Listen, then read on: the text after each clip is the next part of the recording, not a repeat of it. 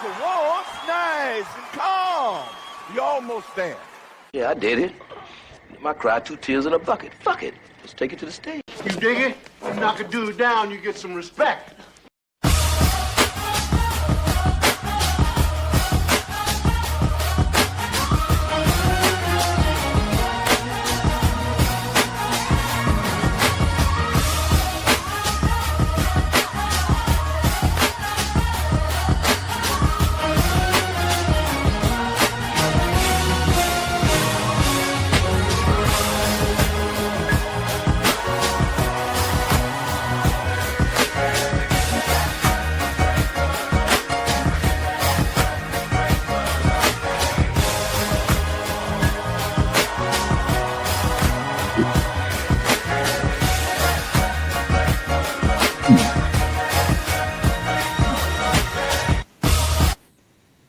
Hey, what's going on? All right. Yeah, I see Black Man. What's going on? Hey, listen, happy Monday to everybody. Hopefully you guys survived the storm. The storm was pretty severe. We're pretty cool over here. Got my ladies in the house, so it was like a full house, hunkered in, sheltered in place, and all that kind of good stuff. And guess what? The snowstorm didn't give a shit about red states or blue states. It just fell. It just fell over everybody. But hey, listen, we're in the Northeast, so snow is not it's not a stranger to the Northeast. So here we go. It's wintertime, so a little snow is expected. So here we go again, talking a little bit about the insurgency in Minnesota, the outright contempt for the federal government, and the lawlessness that happens when your leadership puts batteries in the back of its population and tries to protect the worst criminals in their state against being caught by law enforcement. Yeah, so we're going to talk a little bit about that, and all that kind of good stuff. So kind of get settled in. I'm not going to be here that long. I got a whole lot less clips than I used to have. I think everybody has already chosen the side that they want to be on, already. So, we're going to just go ahead and see where it lands. Now, one of the questions I have for people, doesn't it feel like we're already in some kind of, nobody wants to say it, but there's civil unrest. And since it's in one state and unlike the other sanctuary cities, Minnesota's in violent protest against the federal government. And because the federal government is trying to get to the bad guys and the people are stopping them, it seems like this is all the federal government's fault. Well, that's not true. Do they have issues? And we're going to talk about some of that. But, this is a simple fix. And you're going to hear this repeated over and over and over. If the governor and the mayor just allows ICE to coordinate with local law enforcement at the local level and the state troopers, all this shit will go away. All of it will go away. A whole lot less ICE agents and ATF agents and they said the border control would be completely out of the picture if they could pick up, the criminals right from the jail cells or from the courtrooms or for wherever else they house them. But the governor and the mayor refuse to comply. And they refuse with violent rhetoric and stuff like that. So here we go. So we are where we are. So they say like 13 to 17 states are considered blue and in opposition to the government, but not to the degree of Minnesota. So this is a good way to shield the fact that they're bleeding the taxpayers dry through the broken system in Minnesota as well. Because we're not even talking about the fact that there's billions of dollars that was stolen and funneled back to Somalia with the knowledge allegedly of the people in power. You know what I'm saying? Including the AG, allegedly. So there you go. So So there's what we have. So I wanted to just kind of go down to this thing. I think a lot of people haven't really realized that, this is a good civics lesson as well. Let me put it to you that way. Because a lot of people don't understand that even though we have a United States, the 10th Amendment gives a tremendous amount of power to the states, and rightfully so, right? The states could decide how marriages work, how divorces work, the baby deletion, whether you're real liberal or kind of conservative and how much you can let and what the dates, how many months and all that kind of good stuff, Plan B and all that. And some stuff should be local, and even the control of the police force is local. It's local. So the states are well within their rights to tell their police officers not to respect the detainers from the federal government. It sounds stupid, but they can do it. Okay. However, the states cannot stop the federal government to go into a state to get the criminals. You can't protect the criminals from the federal government by declaring yourself a sanctuary. And that's where the rub is, right? That's the rub. They're trying to protect, they're saying they're protecting the citizen, but they're really trying to protect the ideology of the liberals and the Democrats of flooding this country with illegals so they can get a new voting bloc. And guess what? They're trying to replace your black ass, and we'll get to some of that as well.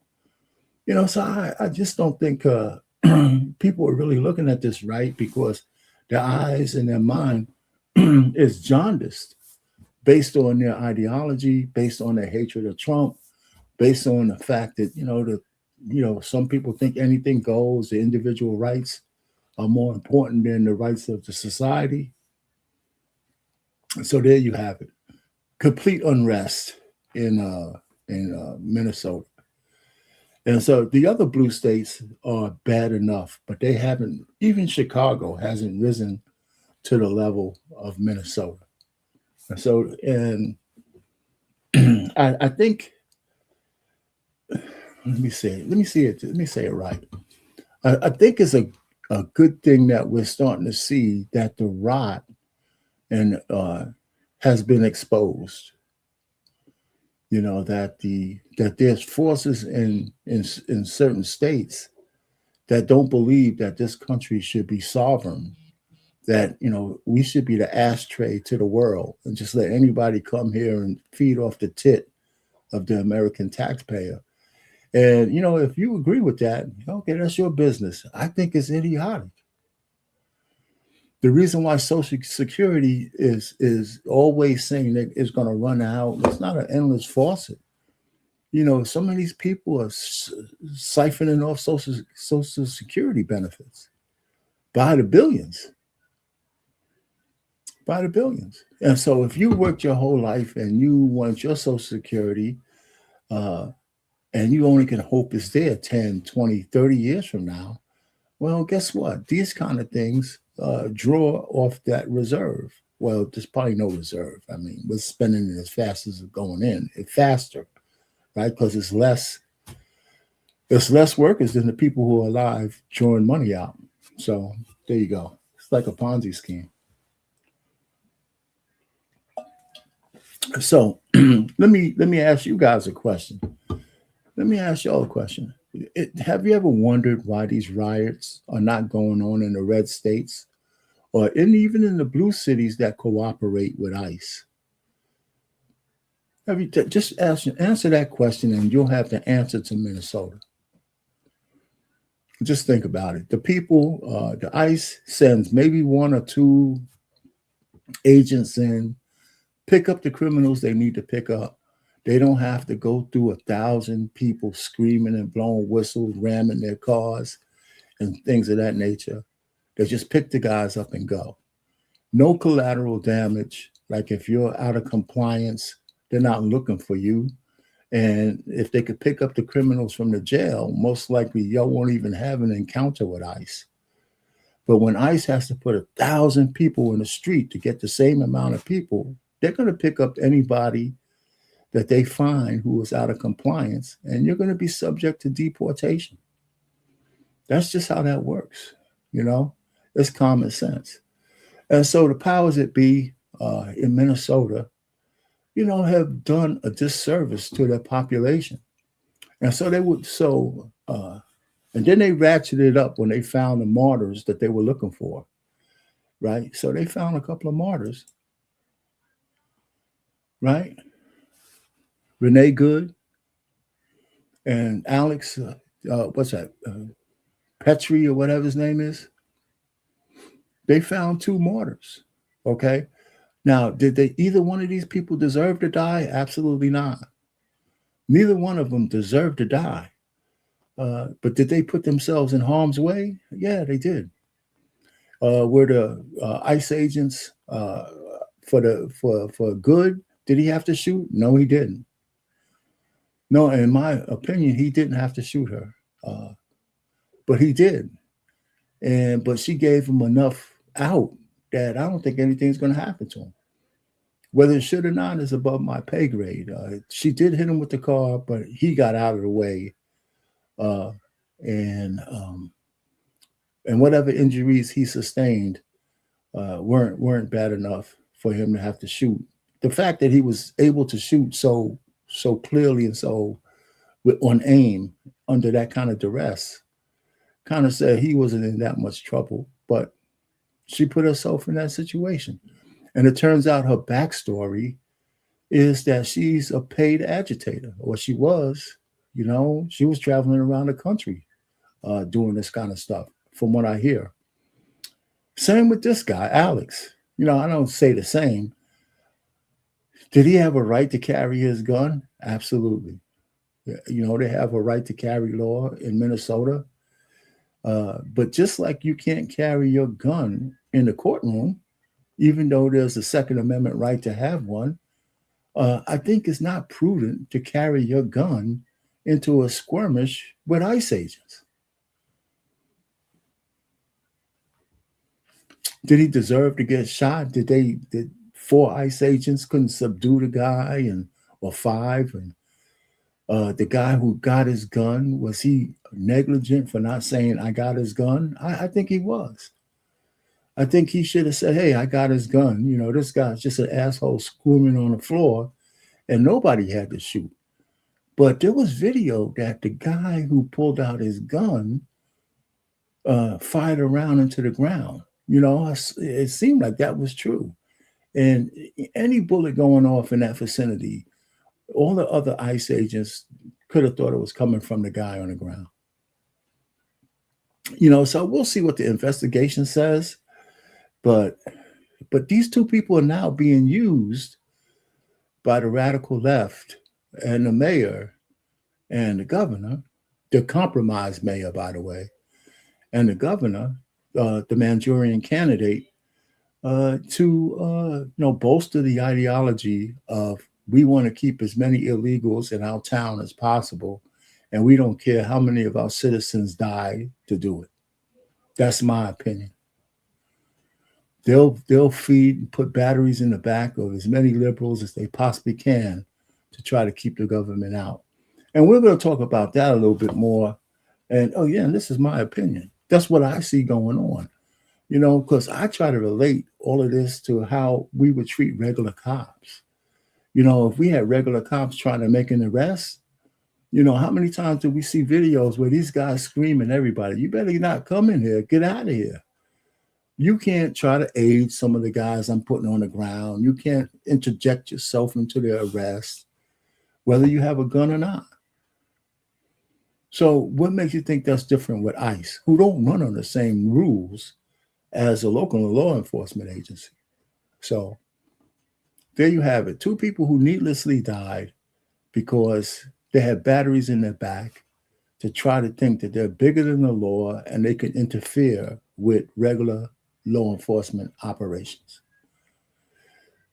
So whether they're ICE agents, were complicit. You know, that's what the investigations have to come up with. You know, that's what that has to do. So we'll just go from there on that one. And you guys can put it in the chat whether you agree or not. You know, if you don't want to come up and talk about that, we can. You know, this is all my opinion. All I do know, and I know I'm 100% right about this, if the mayor and that idiot governor would cooperate with the federal government and allow the ICE agents to work with the local law enforcement, none of this shit would happen. None of it. I'll stand 10 toes down on that one. Okay, so we could talk about that all we want. So, I mean, that's all I have to say about that. These people didn't have to lose their life. They really didn't. You know, so, you know, I was on a podcast the other day with DJ Hemp. And, you know, this kind of conversation came up as to whether we thought about the Second Amendment, whether we thought that this guy was in the right or wrong, did he deserve to die, and all that. And I'm going to play my answer to that, you know, and you could go to his channel later on and see the whole whatchamacallit. But all I can say is we had a good conversation because none of us got to the point where we were yelling and screaming at each other because we had people in opposition. But it was a good conversation. Everybody knows that DJ Hamp knows how to facilitate, and he wouldn't let shit get out of hand. But we weren't even going. It was just men talking. And it was refreshing to have a conversation where we had people on different sides and we weren't at each other's throats getting personal. There was some personal bobs, but there were nothing to get too over crazy about. So here it is. I want to play a little bit of that while we go. So I'm going to just breeze through some of this, and guys, you know, and let me see if anybody thank you guys for coming in. What's that, Bruce? What's that, Scott? All right. A couple other folks. Yeah, what's going on? You know, just hang out, man. You look at the title, what we're talking about, you know. So what else is there to talk about other than what's going on? So let's go to the clip of where we were talking on Ham's channel. Let me get it to the right spot. Just bear with me for a second while I do that, and then we'll get it started.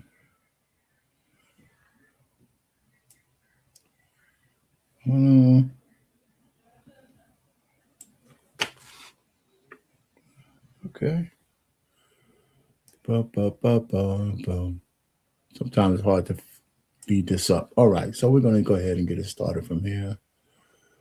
Bear with me. Let me go ahead and share that.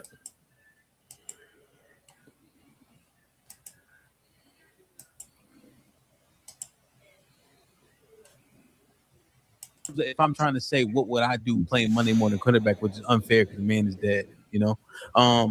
Let me get Mr. Payne in. We'll circle it back around, man. There's a lot of strong opinions in the chat. The link is open, man. I know that camera be spooky. I know, but you'll be all right. Hey, what's Mr. going Payne, on? what's going on? Yeah, what's going on, Hemp? Can you hear me?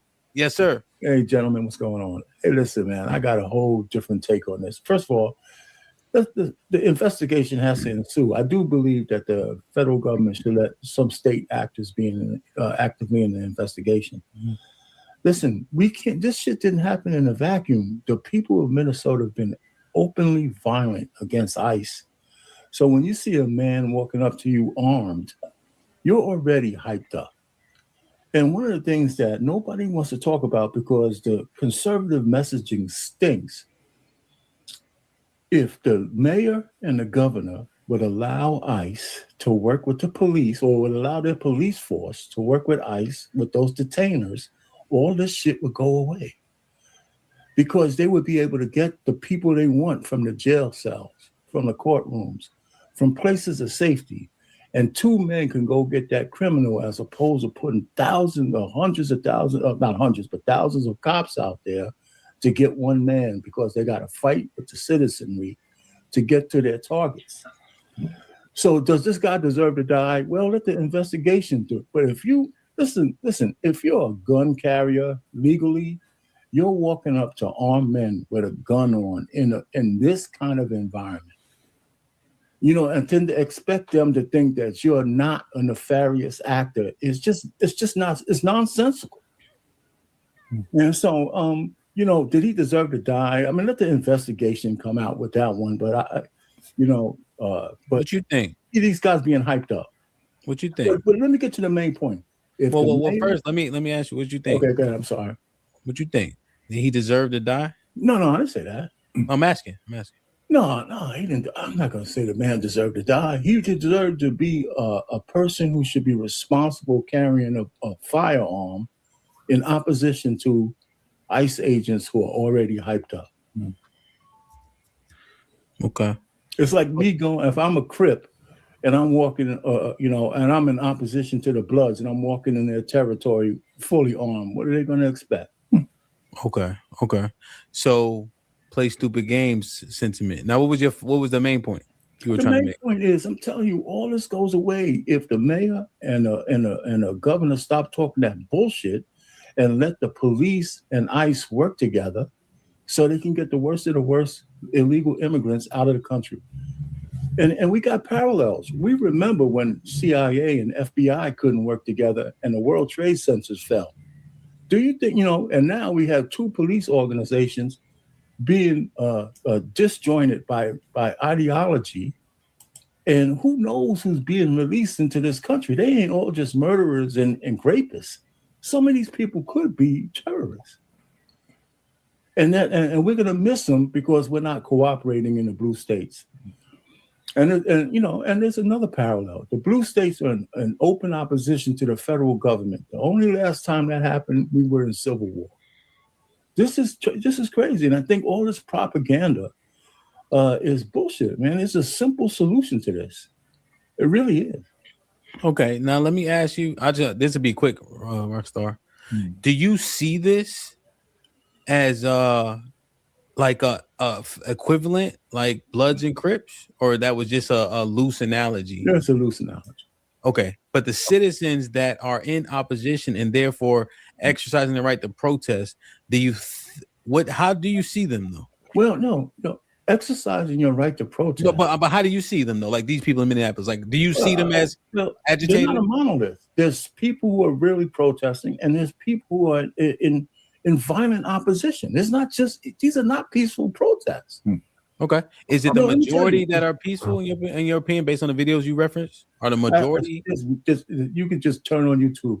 If you stand in front of a ICE car going or coming from a scene, that's obstruction of justice.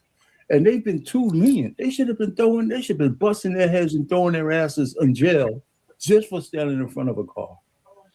So and they're too lenient. So now it's kind of built up. But I'm saying all that stuff is so unnecessary because the leadership is using their citizenry as pawns to prove a political point. And it's working. Yep, that's the end of that one. So you guys see where I'm coming from on that one. All right. There was a question. There was a statement here. It said his gun was holstered. All right. So yeah, his gun was holstered. Okay, great. He had, like I said, he had the right to carry his gun. He had the right to protest with his gun. But just having the right to carry and have your gun doesn't give you carte blanche to do everything in every situation. For example, the guy can't go into a courtroom with his gun. Can't go into a federal building with his gun. I don't think he could go into a school in the classroom with his gun, right?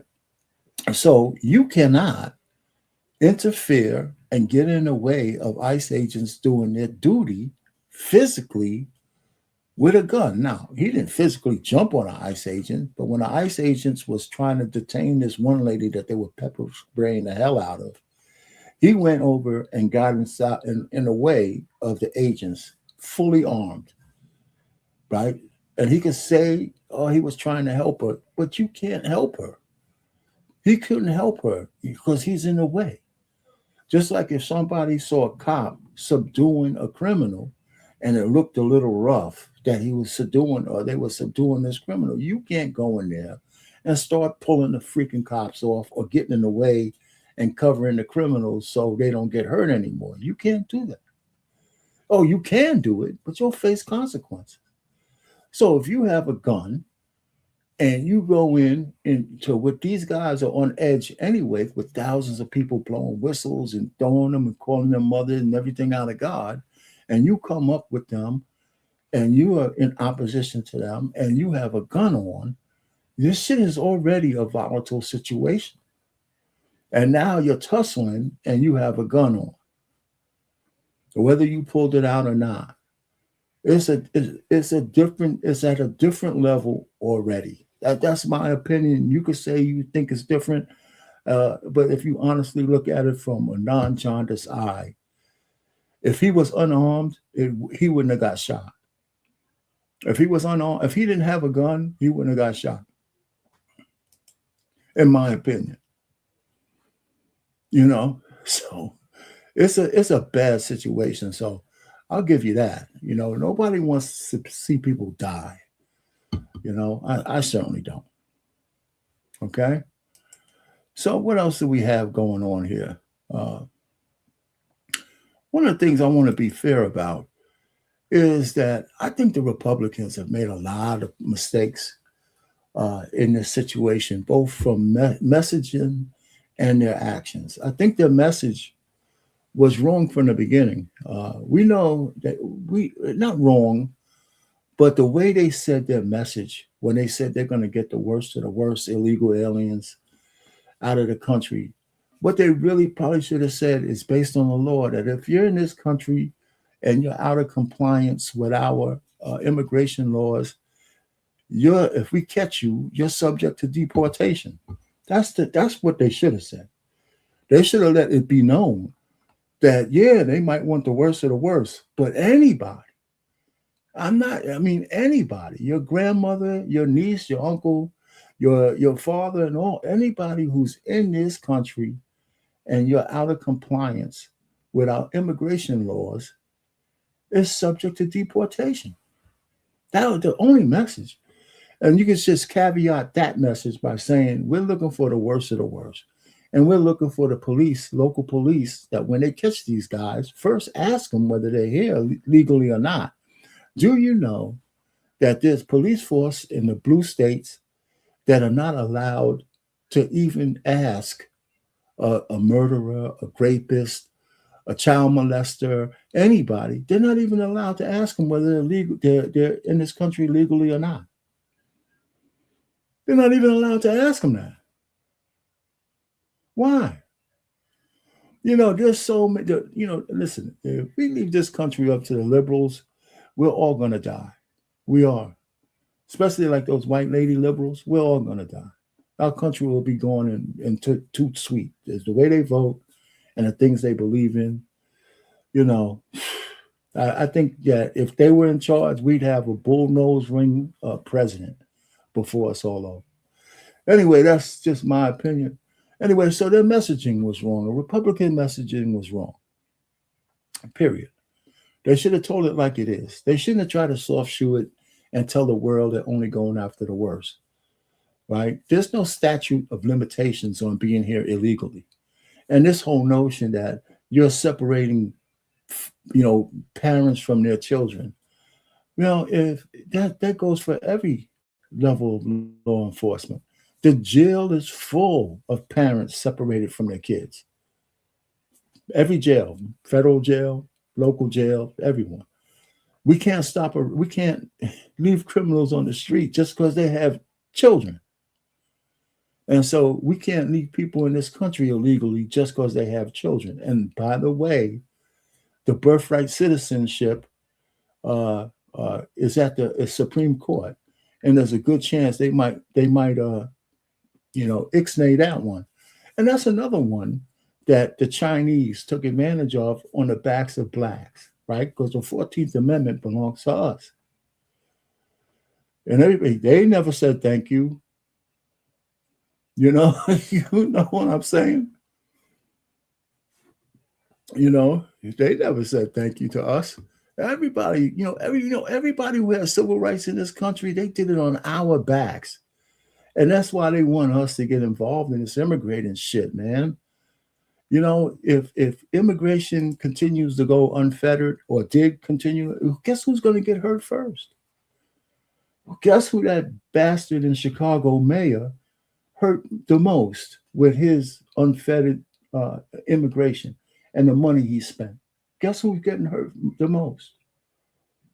Yeah, your black ass. That's right. You know, when those so-called beloved Democrat liberals that you fucking guys love so much and vote for all the time, yeah, every time they get a chance, they give you a banana right up your fucking tailpipe. You know what I'm saying? I mean, and you don't have to live 100 years to figure that shit out. You know, so here's another one. That flood of illegal aliens was in direct replacement of your black ass. You know what I'm saying? It's just as simple as that. You know, and we're sitting down here equivocating as to who we should be supporting because we hate Donald Trump and he's a racist. You know, I mean, if you lived through slavery, the most severe form of racism, your great-great-great-grandparents, they survived enough to have kids, and somehow your black ass is here now. I think we defeated the worst of the racism. It's still out there, but somehow we're thriving. We got more black millionaires in this country than we have anywhere else in the world. You got a job, you're feeding your family, you can speak English, you could do all kinds of things, just like anybody else. And we own a piece of this country. And guess who has receipts? Black people. More than any lazy white fucking person around here and anybody else. We have built-in historical receipts that this country is as much ours as anybody else. Blood, sweat, and fucking tears. And we're willing to give it up and let some fucking people just come here and just mooch off the system, you know, because we have bleeding hearts. We got to stop being idiots. Anyway, back to the Republicans fucking up, okay? You know, I just say, you know, again, I said it about the immigration posture. You want to get the illegals out, no matter who they are and what they did. If they're illegal, they need to be in compliance, so they got to go. The obstruction arrests in the blue states. As soon as, and you know, we all see the videos of this, right? When they say that peacefully protesting and all this shit. Miss me with that shit. We can't, you know, it's like we can't believe our lying eyes. The very first time one of those liberal assholes stood in front of a ICE agent coming or going from one facility to another, that's obstruction of justice. And they should have been arresting every single one of those guys from the beginning. All the videos should have shown them getting their heads busted in if they wouldn't move, or putting zip ties on them and loaded into a bus and charged federally for obstructing justice, because each one of those caravans are going to an arrest, coming from an arrest. They're on official business. We can't go out and put ourselves in front of cop cars trying to answer a 911 call. And you can't call that a peaceful protest because I'm blocking the road peacefully. Bullshit, you're blocking the road. And the only thing I can't do is run your ugly ass over. But I could arrest you. And that's what the Republicans and Trump should have been doing. And that's why Pam Bondi is a bad AG. And Kristi Noem is one way or the other, both of them. They should have been arresting people from the beginning. Okay. Now, here's where Kristi Noem made a big mistake, okay? with this guy Abrego Garcia, that everybody knows, your favorite goddamn illegal alien from Maryland. When they arrested that guy, he was, first of all, he's in this country illegally. But they wanted to prove a point that he was a gang member so bad, they muddied the waters. Because there's no question that he entered the country in 2011 or some shit like that, maybe earlier, illegally. And he's still here illegally. But they wanted to prove a point that he was some tren de la vaga and they needed to send him to the worst prison. So the first thing is, by trying to oversell that he's a bad guy, as opposed to just saying, listen, he's here illegally, he has no paperwork, we're going to deport him. Oh, he can't go to El Salvador? Well, we'll send him somewhere else. Everything else was extra. Kind of like what they try to do in the OJ trial, plant blood and shit like that and all that stuff to try to get a conviction or put a lying policeman on the stand when they didn't need to have to do that. All that stupid shit, okay? They should have just kicked his ass out like any other illegal immigrant. Who cares if he was a gang member? That's one. Then they send him to El Salvador. And then they show all you fucking bleeding heart Americans that savage place that they keep those, break those men. You can't show Americans that. You know, and so when they show Christy skinny ass Gnome's ass up there in front of all these men, half butt naked, you know, in cages, what did they think Americans were going to do? You know, even a good portion of the independents who voted for Trump said, listen, you know, I'm not MAGA, I'm an independent, you know, so I don't want to see that shit. There's a reason why we don't show executions. We don't even want to see how you butcher a cow for us to get steak. So you're going to show a place like that.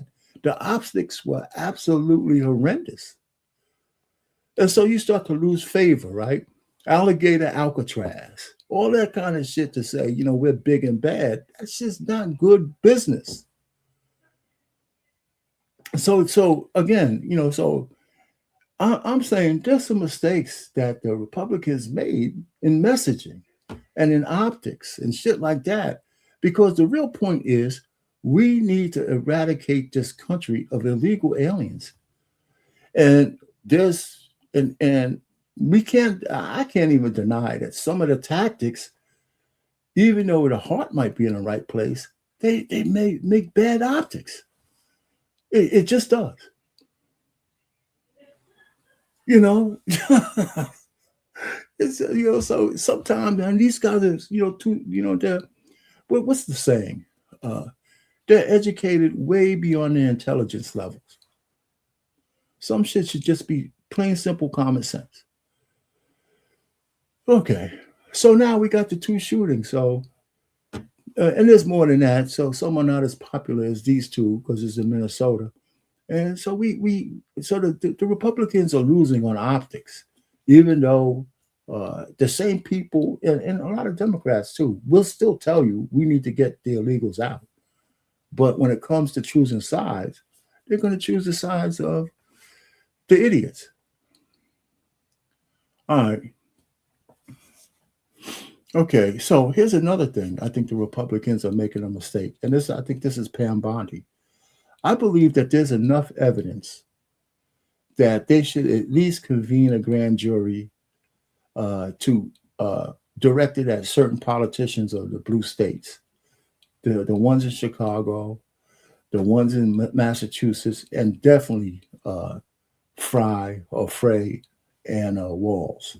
They've said enough on TV that I think that they're guilty of sedition, at the very least. And you guys go look up. I did some lives here. Look up what sedition says. And I can say that under it, when they say to people, you have a right to remain silent, and what you say can be used against you in a court of law, that goes for everybody. And they're on record saying some very incendiary things about the federal government and how not to comply. I think they've already committed sedition. and I think they should be under investigation. But I don't think Pam Bondi has the balls or the lady balls to actually follow through. I mean, how many arrests have we seen from her at all? And she couldn't even arrest Don Lemon. You know what I'm saying? And, because she was trying to get a judge to sign off, what hell with that? Go straight to the grand jury. Find a grand jury, cherry pick a grand jury. They say you could indict a ham sandwich, right? Right. So Don Lemon's a ham sandwich, and indict that prick. Find a way to do it. He was in the house of God. Let me tell you, he would have never did that to a mosque. He would have never did that to a synagogue. And he might have never been able to do that shit to a black church. Not in my neighborhood. He would have never, if those people went into some of the Baptist churches with some of the guys in there, they would have got their asses beat. And you know what? With me, wait a minute. Are you saying for what? Did you see what Don Lemon did? Come on. And so the FACE Act is clear. The KKK Act, I think that's stupid, but the FACE Act is clear. You can't disrupt a service. And he can't use the journalist shit because he was outside plotting with these pricks. And they got him on tape. Everybody keeps forgetting this video. So Pam Bondi is not doing a good job of arresting and charging the people that she should charge. And then when she gets a chance to charge somebody, she puts a fraudulent prosecutor in the place of somebody who with no credentials or without the proper credential, and she loses the case before it even starts. The one with Bigfoot person from New York, James, Big Back. Because she's guilty of allegedly of doing some of the same things she convicted Trump of doing with the real estate. So if your shit ain't pristine, you're not supposed to throw no goddamn rocks. So it's another mistake that the Republicans have. They got a bad AG. Oh, of course. Now, and the Republicans lead the Senate, but they can't get none of their appointees through because they allow one senator who objects to an appointee, then that guy doesn't get confirmed. It's not even a rule. They're doing it like on a buddy system. Hey, wake up, knock, knock. The Democrats are not your buddy. They're not gonna confirm anybody you want to put up there because they know that person's going to be against them. So you shouldn't be doing any deals where you're not, confirming some of your people because of the Democrats. It's stupid. And they should get rid of the filibuster while they have a chance. So, it's a lot of dumb shit. All right, so I just wanted to say that's my little foray into saying I'm not all in with what the Republican. I'm not even a Republican. I'm still a registered Democrat, by the way. So I'm just saying that I see some flaws on both sides. Well, the flaws I see on the Republican side makes me mad because they're blowing it. We have an opportunity to save this country from people who want anything to go. And they're blowing it. They're absolutely blowing it. And that's what upsets me. Look, Trump is a sideline to all of this because he's going to be gone in 3 years. Is what happens after that. And his power might be gone at the midterms. Not all of it, but enough of it. Because then we're going to spend his last 2 years with the Democrats wanting to impeach him for farting. All right, so let's move on to my next thing. And this is all because Minnesota is the nexus of a lot of things, making us realize that the opposition against the federal government is not just benign. It's actually now it's deadly. It's causing lives. It's hurting people. It's hurting citizens. And it potentially is letting the worst of the worst go, right? Because if I was a illegal alien, a spy, somebody who hates America, guess where I would hide? I wouldn't hide in the red state. I'd hide in a sanctuary city. I would hide in a sanctuary city. You know what I'm saying? So I would hide in a sanctuary city. Yeah, man. Yeah, man. Lemon. I don't know anybody who could try to defend Don Lemon. It's crazy. Anyway, so we got something else we need to talk about. Okay. And I appreciate everybody in the chat and this and everybody else coming up and stuff like that. And if you have something to say, I didn't drop the link, but I will, just in case anybody wants to come up. I should have dropped it a while ago because I don't have as many videos. I do have one big one, but I don't have many video clips like I used to. Not for this one because I didn't plan on. We was dug out today. I wanted to kind of keep this light and kind of fast and all that kind of stuff. But here's the thing that I really, another one that I really hope Black people don't fall for. Okay. This is what I hope. I hope we don't fall for this bullshit. Let me go back. This is the what am I doing? I hope we don't fall for this. Okay. This one, the new Black Panther Party, where this non-Black guy is trying to speak for the Black Panthers. And say to yourself before you guys fall for this, just like Black people, we fall for all kinds of bullshit. And let me just kind of segue. Aren't you tired of being used? Aren't we tired of being? We try to tout ourselves as the coolest people. We know street. We know when people are using us. We don't. We ain't no sucker and all this other bullshit. But how come every time when white people want you fucking guys to jump, they could just say anything, do anything, have a motherfucker come appear out of nowhere and say he's a Black Panther and we should follow this motherfucker off a cliff and put ourselves in the way of Somalians or any fucking illegal aliens who are trying to replace us, as a voting bloc in this country. And do you think they'll be thinking about your Black ass? No. This guy is a fraud. I don't know him, but he's a fraud. And if the Black Panther Party was to reemerge, why would they come in and say we should put Black faces on the front line so we could be fighting against ICE? These guys didn't come out when those sisters were being killed by the illegal aliens. We haven't heard from them or BLM. Right? So now we're supposed to put ourselves on the line for some fucking guys who don't give a shit about us. You know what I'm saying? You got to be kidding me. What's going on, man? You on camera? You ain't on camera. You talking to me, Mr. Payne? You want me to get on camera? Yeah, you're supposed to be on camera, brother. Oh, man. Wait a minute. Come on. What's going on, Mr. Payne? Well, what's going on with you? So the thing, I just don't know why you be bragging on the blue states, man. What is going on with you in these blue states?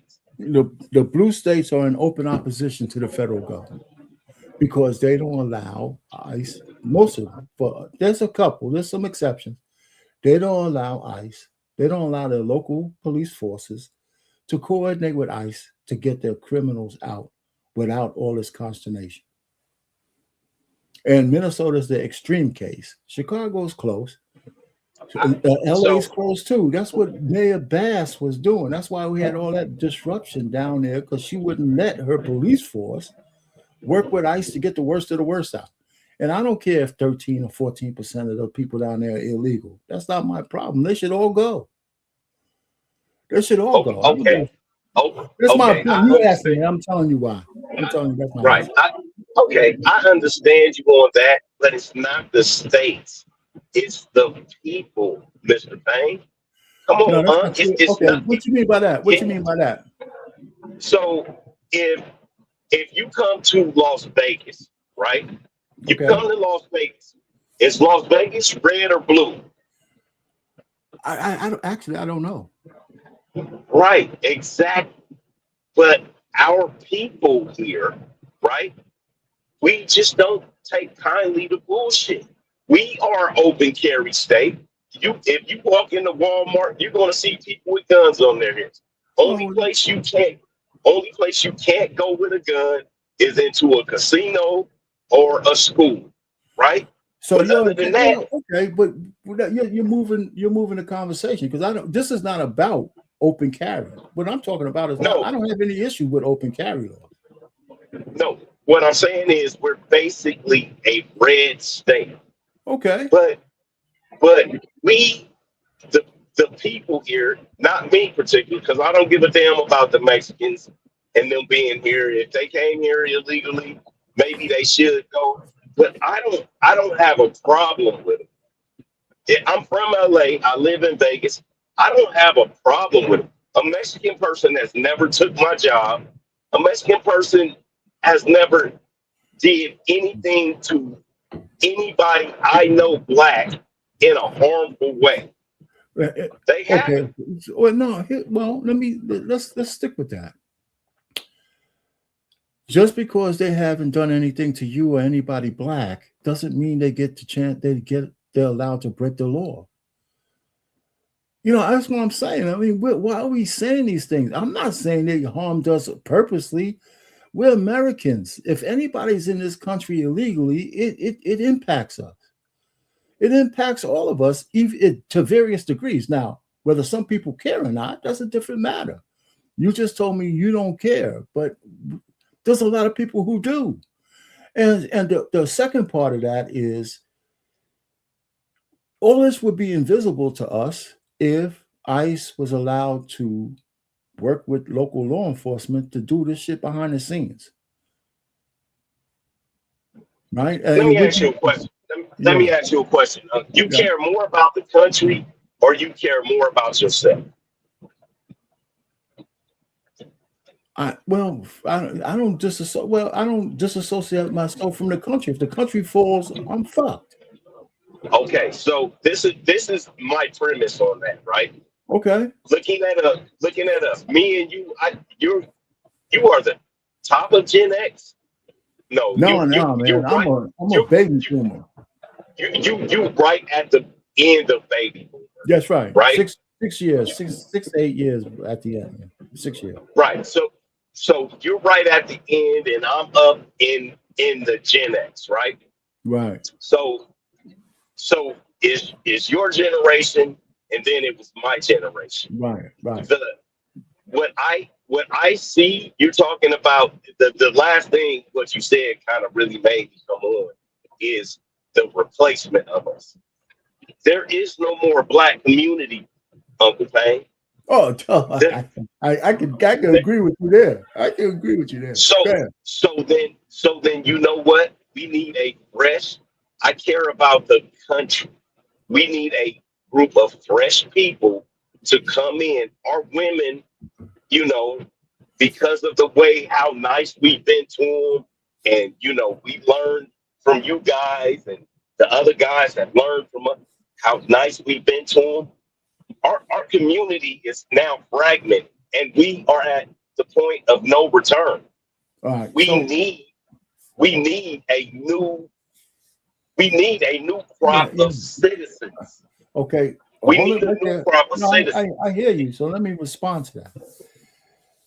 In order for that to really be something we can hang our hat on, two things have to happen.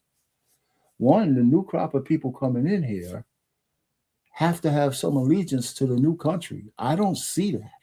That's one.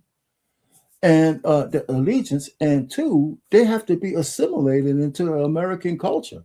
That's another thing that's not happening. So those two things will be missing. And a lot of these new people don't give a shit about black people. We could take any group of people. Not that if you individually have a good relationship with other people, that's not what I'm talking about. I have enough clips. I have a clip of an imam that's from Somalia, and he has a whole congregation of black Africans. Only thing he's talking about is how fucked up we are. This guy's here in America. They're not our friends. You know, they're not. Nobody picks up our causes. We pick up everybody else's causes, but nobody I picks up agree ours. with you. I agree with you. Okay. But we no longer have families, Uncle Payne. We don't have families anymore. So if you agree with me on that point, it's just like the music, right? Okay. Your daughter hates jazz, right? I hate jazz. It has changed. My daughter doesn't hate jazz. She will tolerate it like I tolerate it when my dad. It's not at the top of her list, probably. I could think. Exactly. So we fucking hate it, is what I'm saying. We will tolerate it. We will tolerate it when my dad played jazz. You know, I tolerated it when I had to go to my uncle's house. My uncle was a jazz musician. When I went to his house, I tolerated that shit. But it's just like squash. I'll never eat squash. I would have to starve. I love squash. Exactly. Because things have changed. Because we are different people now. I know young people who love squash too, but I hear what you're saying. Let me ask you on a topic. You had to eat grits too. I won't eat fucking grits. You know what? But I know my kids love fucking grits. No, they tolerate it. If you ask your daughters, I'm trying to tell you, we don't like that shit, Mr. Payne. Some of y'all don't. I'm just telling you, we can't make a blanket statement like that. Especially my daughters. Okay. Now, if they don't like something, I can't force them to eat it. I can tell you that. Exactly. And that's why I know that they don't have no problem with it. But here's what I want to say to you. What do you think about the fake Black Panthers coming up? Well, I don't think that they're fake. I think that the problem is things have changed. It's like rap music, right? I can't listen to rap music anymore because of the artists, right? And the music, it changed from LL Cool J, I'm Bad, to Lil Wayne with his pants hanging down on stage. It's changed into something else. So I can't stomach it anymore. Right. And all of these new rappers, NBA Youngboy and all of them, it's no longer music to me. They have degraded the level of music. So the new Black Panthers, the focus and the vision of the actual thing has changed.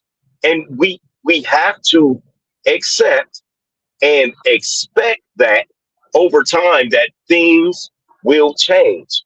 And us old guys, it's just like we don't like the Democrats because they want to have these trannies and they want to, just like you said, they want to let everybody do everything and they want everything to be okay.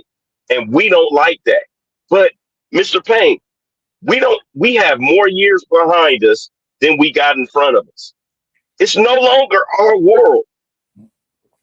We can't say shit. No, well, hold on now. Hold on. First of all, I agree that we have less in front of us, but what kind of, but that doesn't mean we shouldn't because everything that we did in the past is not bad. Some of that stuff is going to propagate into the future because some things have a quicker ending than the rest. If America falls, and it may, because there are conservative young people, by the way.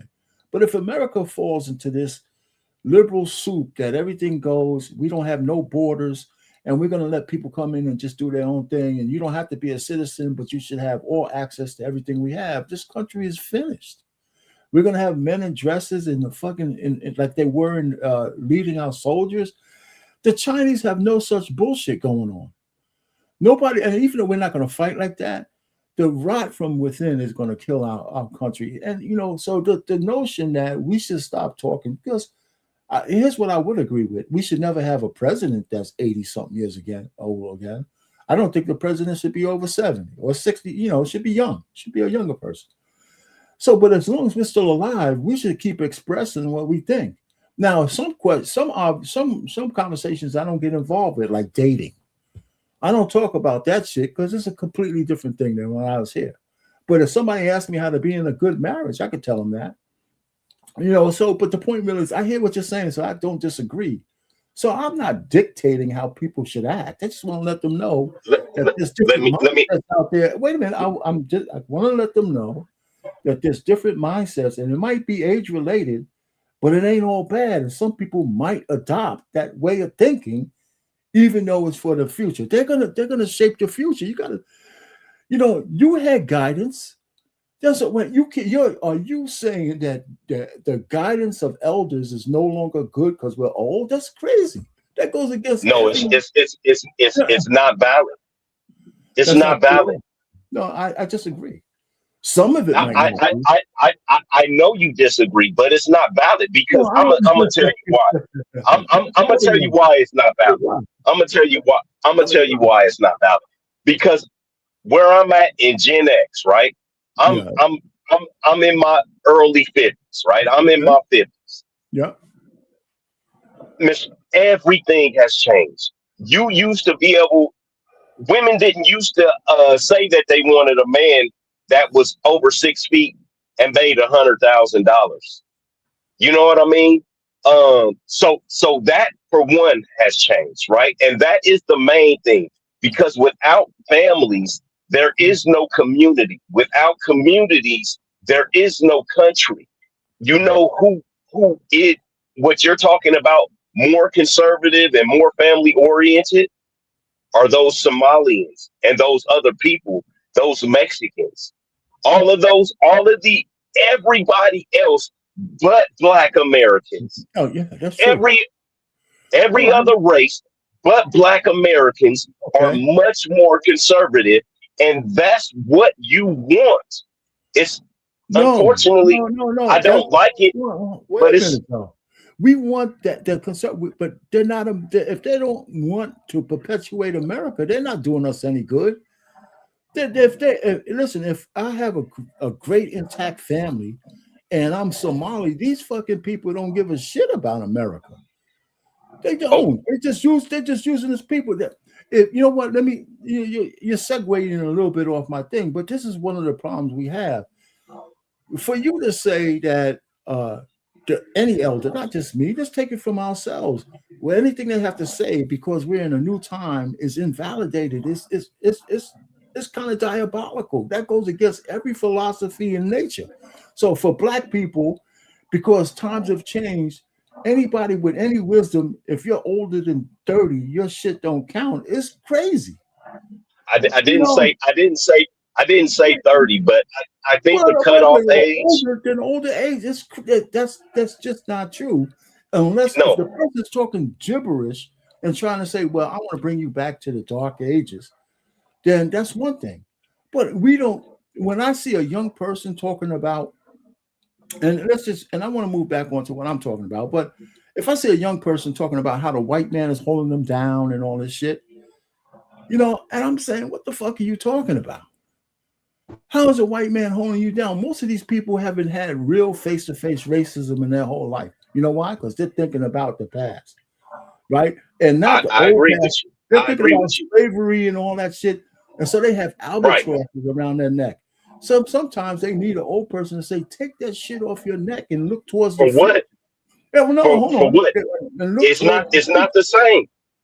What do you mean it's not the same? Payne, because when my nephews come to my house and they have their white friends with them and they put on Lil Baby or the Baby or Baby Bop or whatever, all of them is that nigga doing. Come on, stop. Boys are saying the N-word. I know she keeps calling, but so what I'm saying is it's different because I wouldn't have allowed my white friends when I was young to use the N-word. The things we say. You're talking about eaches, man. That doesn't change the basic macro philosophy of what I'm saying. I hear you. We don't relate on a lot of levels with the young people for what they do. But to me, for them to not have anybody to want to impart some wisdom on it, whether they accept it or not, Exactly. That's a mistake. It's a It's mistake. not a mistake. It's a mistake by the elders. We we are we are dinosaurs. No, it's a We are mistake. dinosaurs. Yeah, well, the dinosaurs' fossils still gave people insight. You know, so Yeah. you know what I'm saying. You know what I'm saying. I'm saying if you're trying to dictate how Hey, they live, hey, what? let me say Hey, this. Mr. Payne, I got it. Go ahead. Go ahead. I What you saying? What you saying? to go through a dead zone, but I just, I understand what you're saying, Mr. Payne, but You just don't agree. unfortunately, huh? You Yeah, just don't agree. I just don't agree. The blue states are the best states. We have all the money in the blue states. We have all the best schools in the blue states. You Yeah. never hear but we do have our bad parts, just like the red states got all of the dumb people. They got all of those towns where they say people are having sex with their sisters, like the Duke boys. So, everybody got their good and bad, but I'm gonna go ahead and jump off and see what this heifer wants, because she keep on calling me, brother. I'll be listening. Yo, man, take it easy, man. When you get back, if you come back, we'll straighten you out when you get back. Anyway, listen, man. Any of you old farts out there, don't listen to them. You're not useful just because you're an old fart. You might be an old fart, but you're not useless. You know what I'm saying? You can tell young people shit. Some of them listen, most of them won't, but that's fine. They just need to hear it sometimes like that. So like I said, I wouldn't tell them how to date, but I could tell them how to be married, so that kind of stuff.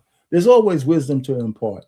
And no matter what age it is or where we were in life, the silent generation was saying the same shit. People didn't listen to them. The greatest generation of young people didn't listen to them. They say that shit all the time.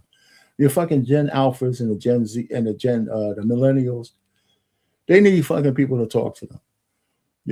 And they can do it as they will, and they can shape the future, but they need guidance.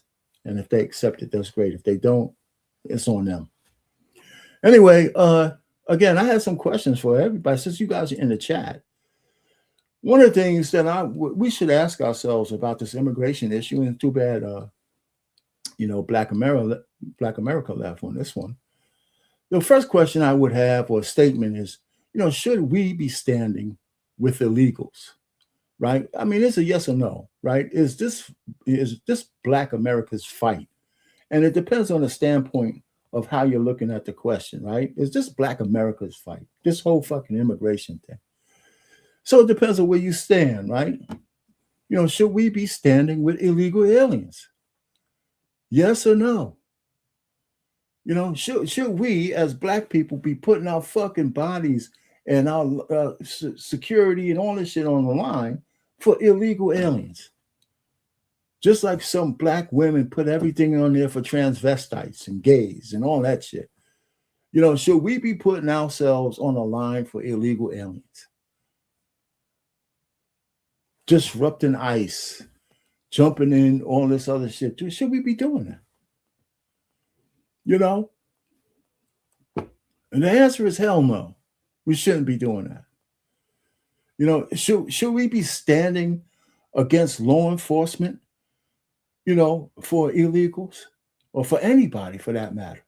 Should we be interjecting ourselves in front of all these people for anybody? Should we be out there blowing whistles and doing all this stupid shit for against ICE? Why? Why should we do that?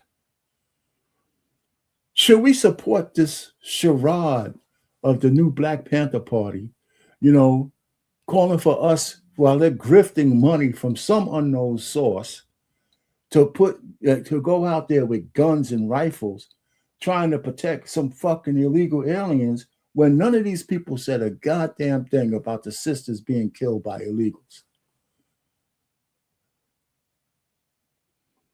The answer is hell no. The answer is no. And then ask yourself, why is white America so hell-bent on getting Blacks to put their lives on the line for this bullshit? Why? Why? right? We're fighting for our replacements. We need them because they have intact families that's not going to benefit us.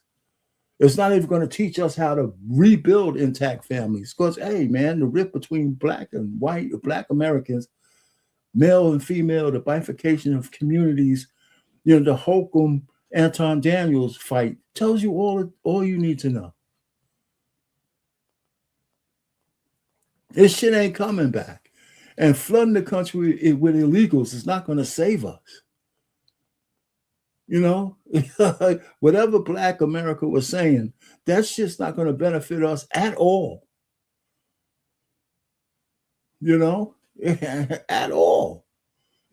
So I tell you what. So like I said, we got some real big issues, and Minnesota is the nexus of what could spread to other blue states. And Black America, blue states are the hub of all shit that's demonic at the lower levels. Those are the states with those great schools are teaching your kids about their sexuality of being gay and read gay books. And Bradley has 2 fathers, right? Those are the states that's pushing, child mutilation, sexual mutilation, and calling it mutilation and calling it gender affirming care.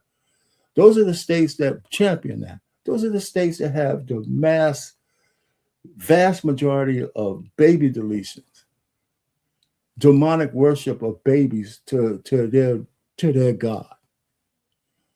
Yeah, so the blue states, they got money, but a lot of them don't have no soul in the way they vote. Especially at the lower levels, they're taking the parents out of the classroom. The parents no longer have say over their children. Hey, just in California, they passed SB something where prostitution and street walking is legal now. And people are hooking up in some of the best neighborhoods and banging each other in cars, leaving their condoms all around the place. That's your blue state. So they got money, but in worship to who? That's your blue state where a whole gang of assholes, raid a church who's in mass. So, stop it, man. But law and order doesn't mean anything, right? They got those, cashless bail laws, and they're just letting people out to prey upon the weakest. Listen, anyway, there you go. So I'm going to go ahead and segue to my guy that I like to listen to. And he got a little short clip of how he sees what's going on. And then we're going to end with another short clip. I don't know if I'm going to show all of this guy's clip, but he's always a good listen to because the way he puts it. And here's my man, Brandon Lehman, and I'm going to play him for you guys.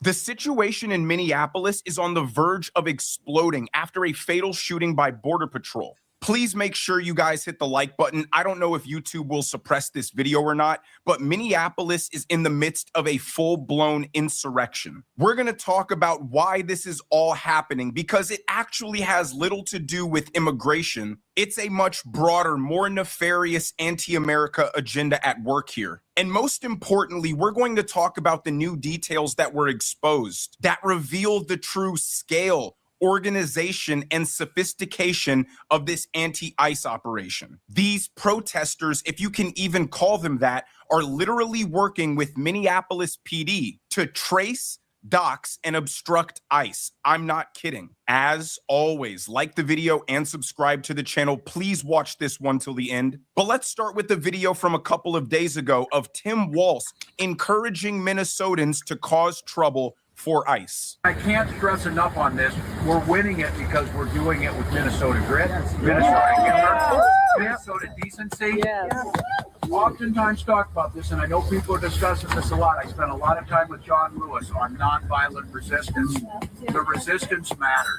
We're not telling people to be silent, but we're not telling people to go out and cause problems. We're going to cause good trouble. So when you ask yourself the question, why all this chaos is only happening in Minnesota and not the rest of the country, that is the answer. Every single Minnesota politician and every single high-profile Democrat is encouraging this insurrectionist behavior so Minnesota can be their ideological battleground. And as you'll see later in this video, there is secret coordination with the Minneapolis Police Department to facilitate all of this chaos. ICE is conducting operations in all 50 states, but only in Minnesota are you seeing ICE agents being tracked and followed from sunup to sundown and being swarmed by a mob of 60 people every time they conduct an operation. Renee Good was part of this anti-ICE network, and now the second person killed was also revealed to be a part of this network. No law enforcement agency ever has been expected to tolerate this level of harassment, where you have 40 people blowing whistles that are so loud they come with a warning to use earplugs, people physically bum rushing ICE to obstruct apprehensions and detentions, and caravans of cars following them, obstructing, blocking in the middle of the street. This is absolute insanity that no law enforcement agency should have to deal with. This is absolute insanity and so much pressure and tension. No law enforcement agency can be expected to make zero mistakes under these kinds of conditions. Now let's watch a clip of what took place yesterday, and I'm going to cut it right before the fatal shots are fired. Honestly.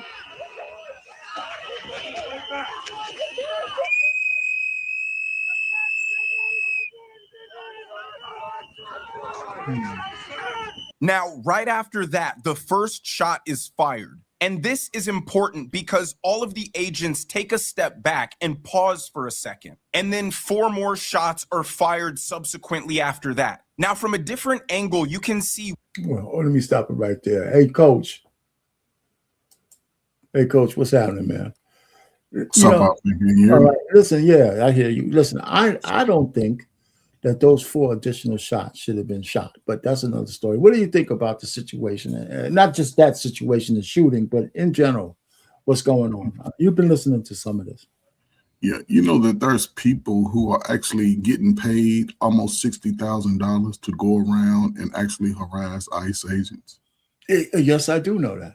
Yes, so, I don't know how much, but I know there's paid agitators. Yes. But think about it. You're getting paid $60,000, and it's more than one in each location. It's probably up to 50, 60, right?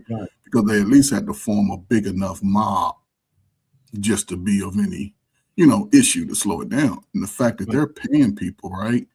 So it's like they playing in our face. And, listen, man, I guess we want to be victims forever. No doubt about it. No, it's unfortunate. Especially the liberals, man.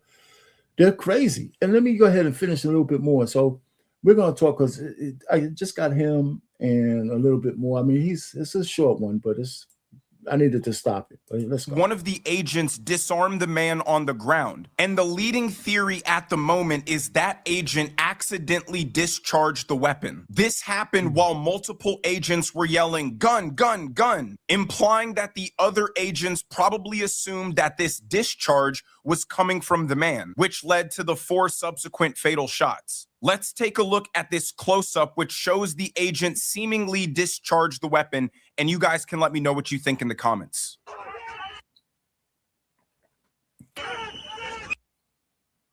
So he gets the gun, right? All right. So, see, now a lot of people say these guys are not trained enough, right? To me, him shooting that gun in the ground is a mistake. Right? There's no level, and you could have been trained, but his adrenaline was going. He had his hand on the trigger. Everybody knows it shouldn't be on the trigger like that. Correct? Can you? So I'm saying that so I agree with Brandon that shot might have triggered those other guys to shoot at the target. you know, but still that means that there was some mistakes made and some accountability has to go along with it, right? You can't, you know what I'm saying? Okay. Go ahead, talk to me. This is my law for all slow people, right? I'm gonna change this law in America. All y'all dumbass kids coming out of high school, they must join the service for 2 years, any branch, male or female, right? Because a lot of guys are military trained and they know a weapon. Listen, man. Good. If he's so keen on fighting them and he pulls out a weapon and fires the ground, slow people don't realize bullets also ricochet, right? Right. Just say he would have shot up and it would have ricocheted off their husband or what, they would be saying, oh, he's guilty, right? But the fact that they had to come and wrestle you, you still had the gun. Then you get a shot off. No, he didn't shoot. That was the eight. The ISIS shot. Who shot the 4 times? No, well, that's after they heard the gunshot. Right. Who shot the gun? The ICE agent. No, who shot the gun before they heard the gun? The gunshot that they heard. The ICE. If you look at this, the ICE agent got the gun away from the guy. Right. And while the ICE agent was moving out of harm's way, he pulled the trigger. He let off a shot into the ground. So they heard a gunshot, right? Yeah, but it was by the ICE agent. No, what I'm saying. Who's the only? It was. How many shots was fired? 5 shots in total, right? It was like, I think it was more than that. But what are you trying to say? The guy who got shot didn't shoot anybody. Right. But who was on the ground? Was he wrestling with a gun? They took the gun away from him, right? They took the gun away from him. And the guy who got the gun accidentally fired a round into the ground. Right. And when the rest of the agents heard the shot, they didn't know. They said, oh, shit, this guy must still have the gun. So that's what I'm saying. So that's negligence. That's negligence. That can be considered negligence. Yeah, man. You know, but again, they have full federal authority. Niggas, when you see them coming, get out the way. Take your little slow baby, go get in the house, let them do what they gonna do to these folks. So your kid who's 17 sit around your house eating up all the snacks, ain't doing shit with their life, can get a job. He get a real job. So that's exactly where I'm coming from, right? Unfortunately, this guy gave up his life because he shouldn't have been there in the first place. Not in that capacity. Not in that capacity. Wasn't he in the medical field? Yeah. To me, that's irrelevant. Right? No, it's not. You have a high reason why it's not irrelevant to me, because he has a position, he has a job and a career already set that he can sit. He's getting in issues that has nothing to do with him. That's why it's irrelevant. He's doing all it, but again, this is what I'm saying. Those are positions Black folk need to be trying to get into. It's an opportunity. Yeah, I'm just saying, it doesn't make any sense. He wasn't Black, but the point really is, it's irrelevant. No, just to get into the job, I don't understand it. No, what I'm saying, listen, the job is a different thing of what we're talking about. I don't care what the profession is. But you're a career-minded person and you're getting in affairs that jeopardize. To me, I look at it from I see what you're saying, but it just makes sense. Okay, Ferg, I see what you're saying, but it's irrelevant because if he was a nuclear physicist and did that, he still would be a jackass. Yeah, that would be stupid. Yeah, well, that's what I'm saying. So it's irrelevant. If he was a bum or he had a right to carry the gun, but he wasn't being smart, because you shouldn't carry a loaded weapon and put yourself in the middle of a law enforcement. Not at all. That's dumb as hell. It's dumb as hell. And so he was carrying a gun because he didn't want to get fucked with by niggas. That's we don't know that. Man, that's what it is. I'll pay you. White folk don't carry guns because they know Black folk and tribe, they won't get fucked. Come on, man. I know you Catholic school, man. You can always do. He's in Minnesota. So he could walk 100 miles without seeing a Black person unless he's in the Somali neighborhood. No, Minnesota. That's not true. That's not true. It's not true. In Minnesota. Yeah, man. I've been in. Listen. I understand. I'm being facetious. The truth of the matter is, he ain't afraid of just Black. He wanted to carry a gun. I know, but we know it. I'm gonna pose this question. It's irrelevant to the conversation. No, I'm gonna pose this question. If you are a bystander and the police, this has happened to some of us as Black people in real life, okay? just like the George Floyd thing.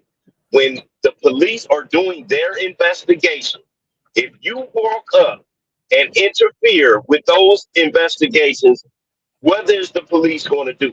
Hold on. But now you have a gun and you are tussling and wrestling with the police. What is going to be your most likely outcome? I think we all agree with what you just where you're going. There's no argument here. I think okay. And that's my thing. We can't give this man. I'm sorry, I can't give this man any quarter, right? Even though he was a nurse and he was a nurse at the VA and he was doing a great job and this, that, and the other. But those people, I agree with Coach Bird. Get out their fucking way. We don't have nothing. We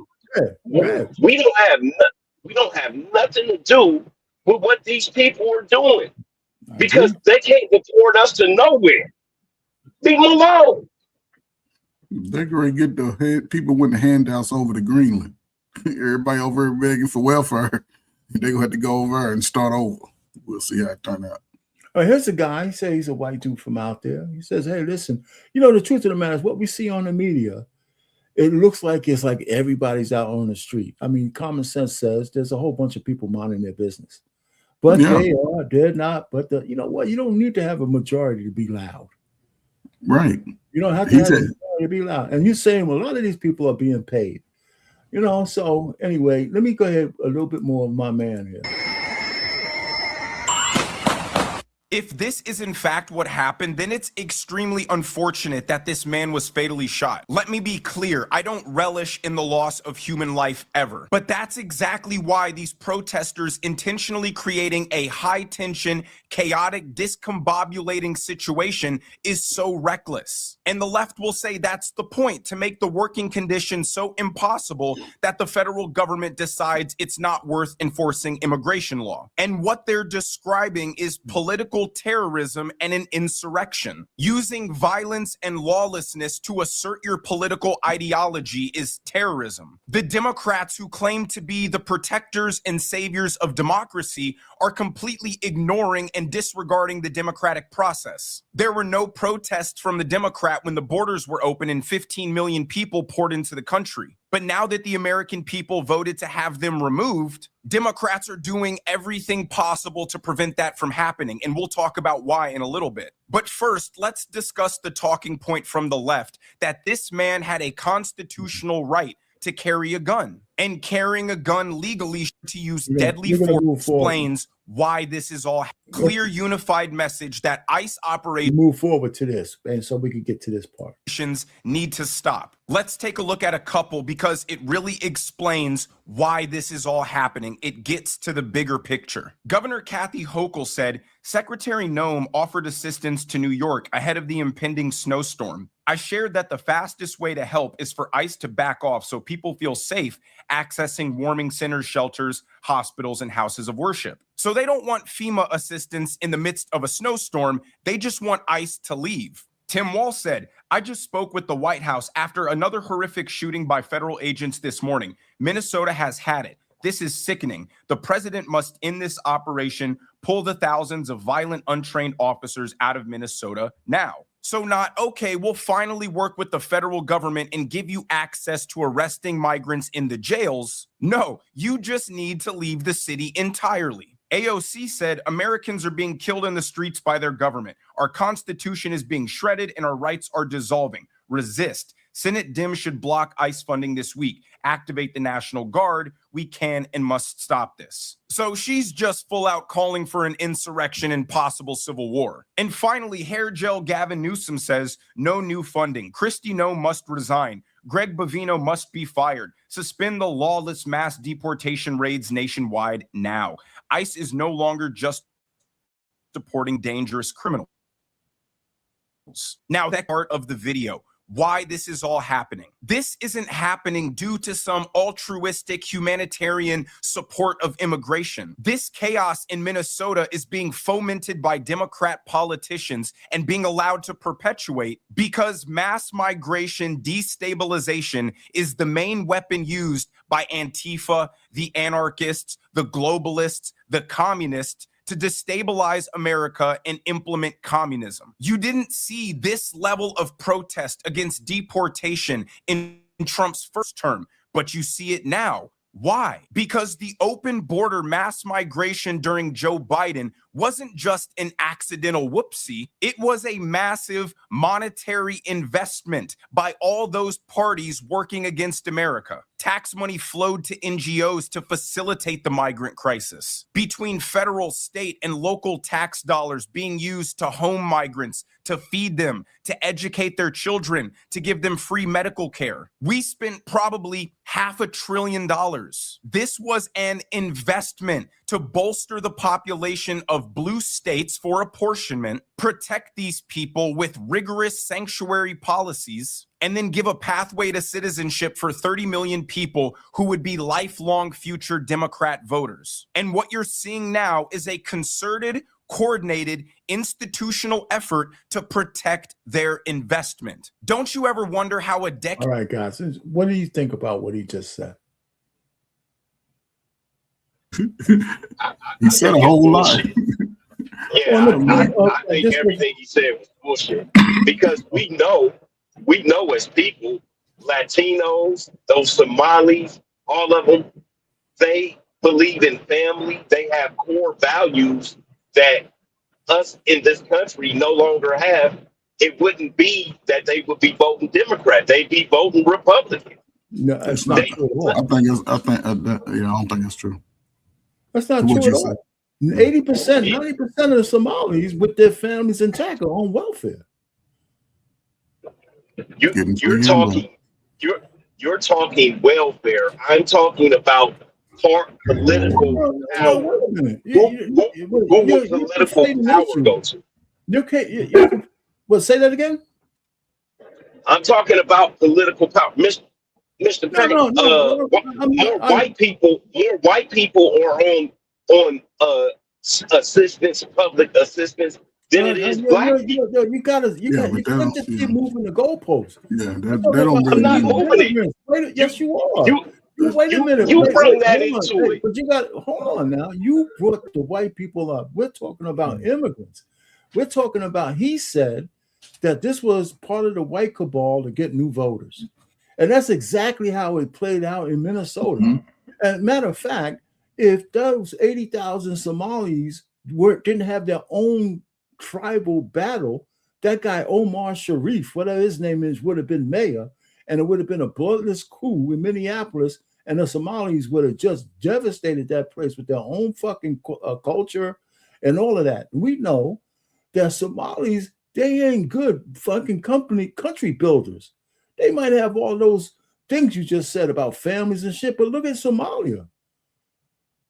They're killing each other over anything, man. Their family values didn't mean shit. Yeah, Somalians over in Somalia, they over here pouring. So can you say the same thing? So can you say the same thing about us as Black Americans? No. Hold on, Coach Bird. Hold on, Coach Bird. In the 70s, 80s, and 90s, when we was gang banging, selling drugs, and killing each other, hand to foot. Brother, come on now. Hold on. I'll give you one time period. Like I always been saying, the crack era changed the game. What you talking about? Everything else before that, we was some of the highest in everything. The literacy rate, the family unit, getting married, all of that was still intact during the 70s and early 80s. Yeah, all of that was still intact. Black men were graduating at the highest percentage. Listen, we were subject to programming after the Civil Rights Bill was signed, and there's a whole bunch of reasons we could point to why the Black community fell apart. But our basic nature was attacked. Once civil rights was signed and Lyndon B. Johnson gave the Black woman a choice of whether they would get welfare or keep a man in the house. And there you go. And there you go. They chose to get the man out of the house. And here's my thing. And that wasn't all of them. It was just enough to make a difference. And it's snowballed. But just like yes, and so we agree. I'm glad that we can come to an agreement. The Somalis coming here won't fix that. No. They don't believe in America. No. They believe in community. No. But my man, take that community. Hold up, brother. I get what you're saying, right? Because I'll say this. I'm all American, right? I'm America first. I went to that college. I did everything they said do. I wanted my apple pie. This is where I was born. My mother, father, grandparents. My history go back deep. I'm all over the world, right? But when it comes to America, I believe America, the citizen who should get first dibs on any money, any opportunity for job position should be the black man, black woman, and white America first. I don't believe you can come here 6 months, you open up a store in the same neighborhood that these people been living in, and they still can't get a loan to even fix up grandmama's house. I don't believe in that. I don't believe in going into these jobs, even working a field. Damn it, I can best believe if they had some field job. You know, some of you work in the field because it's technology now. If you got opportunity to make $30 an hour when you was young, I think it's the time for people to start getting opportunity, because the younger folk are just getting dumber. They're getting fatter and dumber. That means because they're not doing a lot of moving around, not a lot of work. So my thing is, but again, we older. In order for this to flip, right, it could be brought back to the family unit. However, we got to get this American chaos out of the way. Because right now we're still living in all this movie style fairy tale shit got to go. People got to get out here and work. The black family unit is dead. Well, it's dead to us older people, but the younger people, they trying to move a different way. They don't want to be married, man. But coach. Man, teenagers, 20-year-olds, they want to be married. See, y'all talking about 45, 35. No, I'm not. So your daughters don't want to be married, Pain? You have 20-something. None don't want to be married. I'm not. Listen. They're gonna have to carve out their own way. But the traditional marriage, the way we know it, that's just not coming back. You ain't got to go to the courts, but people can still do it. It's not coming back, man. So people just gonna be having sex. But that's, I don't think. First of all, no. Listen, we could have a disagreement. It's good to be optimistic, okay? But we got 3 different kind of conversations over there, because with Black America, the fucking Somalis are not going to save us either. They can't even say they're Americans. No. I'm not talking about save us. Then what I'm saying is just like music, things change. Okay, so what does that mean? We are relics, huh? No, forget about us. Again? What does that mean now? What is this immigration policy of flooding our country with people who have these so-called family values and shit, if they don't care about being American? So I care about the country. That's all I care about. I don't. You care about the country. Hold on. I don't care about us being black or white or anything. I care about the country. Okay. We need. So what Ferg just said about just having babies and having families, Coach Ferg, our repopulation rate has dropped dramatically, bro. Bring it home. No, wait, hold on. Bring it home. What you care about the country, and so what does these immigration people? What do these people have that's going to say the country is going to the country is going to change demographically, and how it is, like music, like anything else. Yeah, with time, over time. I want to know what you mean by demographically. It don't matter. We're gonna be dead. Okay, we all over 50. Wait, Coach. We all over 50. So you're saying no matter what this country looks like, it's okay as long as it won't be America anymore. It won't be America as we know it. Just like rap music is not rap music as we know it. So let me ask you. Okay, so listen. No matter if no matter how it goes, yeah, it's going to be different. It could be different. It will be different, but it ain't going to be this great grand experiment. It'll just be a salad bowl of pockets of people in this country that none of them have allegiance to what you call United States of America. When those people in Los Angeles were arguing, they fucking flew Mexican flags, right? When the people in Somalia talk, they have Somali flags up. And when you hear them talk, they talk about being Somali. They're just taking up our land and our tax dollars. The fucking people can't stand it. Ilhan Omar is an enemy of the state. She's the real infiltrator. She shouldn't even be in Congress. You know, so I'm just saying, man, I hear you, and it sounds good that these people have family values, but they don't care about this country. I understand what you're saying, but what you don't seem to understand is this country is going to change. I agree. We can't do we can't do a goddamn thing about it. What it is I remember when King Dorothy Jr. used to play baseball, and we had a bunch of black people in baseball and all type of stuff when I was a kid. Now we don't have that. Things in this country have changed, and they're going to keep on changing. We can't do anything about it. Yes, so that means we shouldn't feel for the future of the country because it's not the way we saw it before. That's not, that's fine if you want to be. I can't control the future, so I don't give a shit what happens to it. I happen to not agree with that. I know I can't, but I do have children. I wish, I do want to have grandchildren coming. I don't now, but there's possibilities. I want them to enjoy an America that they could be proud of, that they can know that has its position in the world where we have some borders, we have some control over our autonomy as a country, and we have some people here who are dedicated to this goddamn country, and not a whole bunch of packets of people who are more beholden to their home country than they are to this one. We won't have an America. America will fall. I understand. I understand that. I understand exactly what you're saying, but it's not going to be America.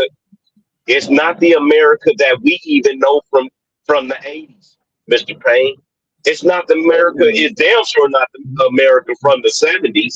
It's not even the America from the 2000s. Things are going to change, and that's not a good argument. You know why it's not a good argument? What do you mean? It's not. Well, you know why it's not a good argument, Black America? Because everybody knows that time changes things, man. When America was formed in 1776, it wasn't the same America by 1800s. It wasn't the same America by 1850, right? It went through a whole tremendous amount of changes, but it was still the United States of America. They fought a war to keep the Union together. Yeah.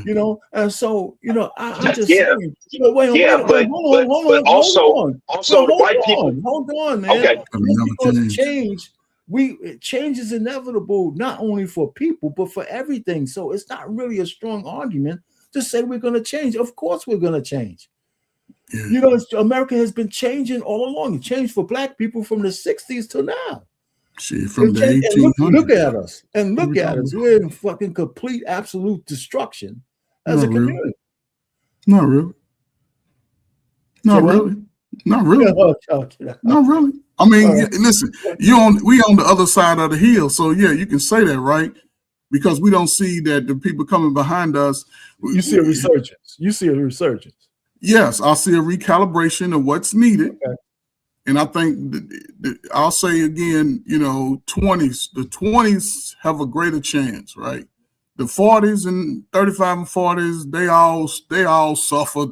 They ain't even experienced civil rights, but they talk about how bad slavery was. It makes no sense to me. You know what I'm saying? So only thing I'm saying is this, and yes, Scorch, yes, there's been a shift, right? However, right, the days of handouts in America is over. Those days are over.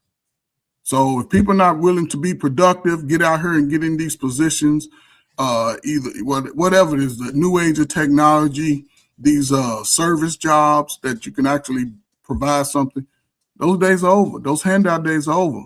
And even people who are coming over here illegally, they're going to have to be registered just like we are. If they ain't got a real ID, if you've been born and raised in America, you ain't got a real ID by now, you get what you get. They've been talking about for 4 years, and if you're an adult running around with a expired ID, a real ID, they need to go and check you out too, because there's no time to be playing little boy games and little girl games in America no more. So, and I'll just say this and I'll shut up. Listen, we've been talking about how they've been harassing us for 200 years, 400 years. If they trying to get the criminal or somebody stealing resources from your community, out of your community, let them do their job. Don't be trying to be a hero so you can make a name for yourself and you lose your life, leaving behind slow ass Tony, slow ass Renee. No. And I say it with love. It's a time to, again, people are recalibrating, and those that don't, you ain't getting no more welfare, food stamps. You ain't getting no more of that, because they go see if you've been putting in work with your Social Security number. If you ain't been putting in work, they go send you over to Greenland and let you learn how to plant some cabbage on your own. I heard somebody say they don't eat squash. Well, you're going to be eating a whole lot of squash if you ain't putting in work, my man, for sure. Yeah, I like squash, man. So anyway, yeah. You have something to say about? Are you down, folks? You finished, Coach? I mean, just the video says a lot, man. You know what I'm saying? And hey, listen, man. Like you said, yeah, I'm on the other side. I'm retired. I ain't got to do a whole lot of work. And now the people who young, you got to get out there and work.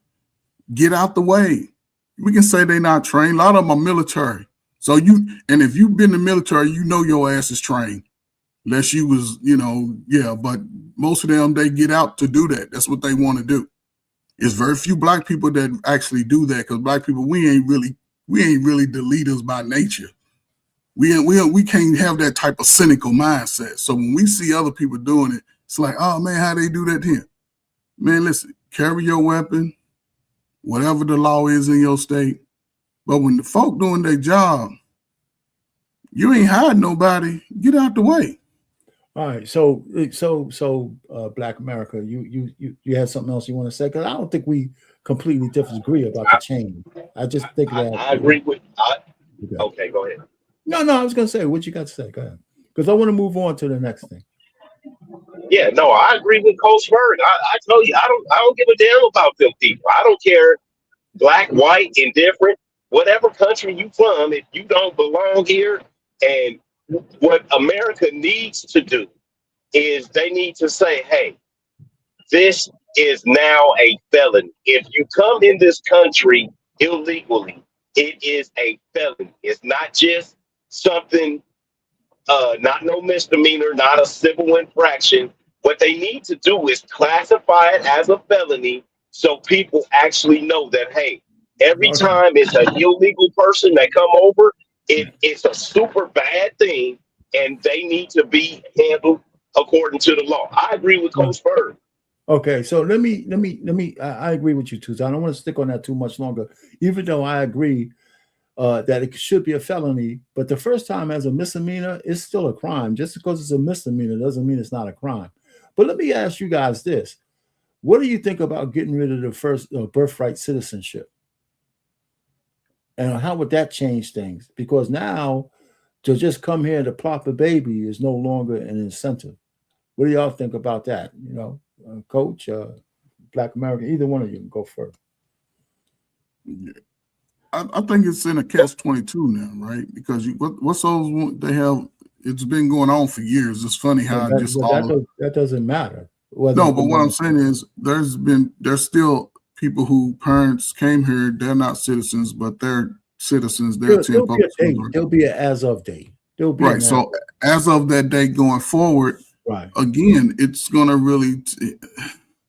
If there's an as of date, right? But that's gonna that right there would also come through the hospitals.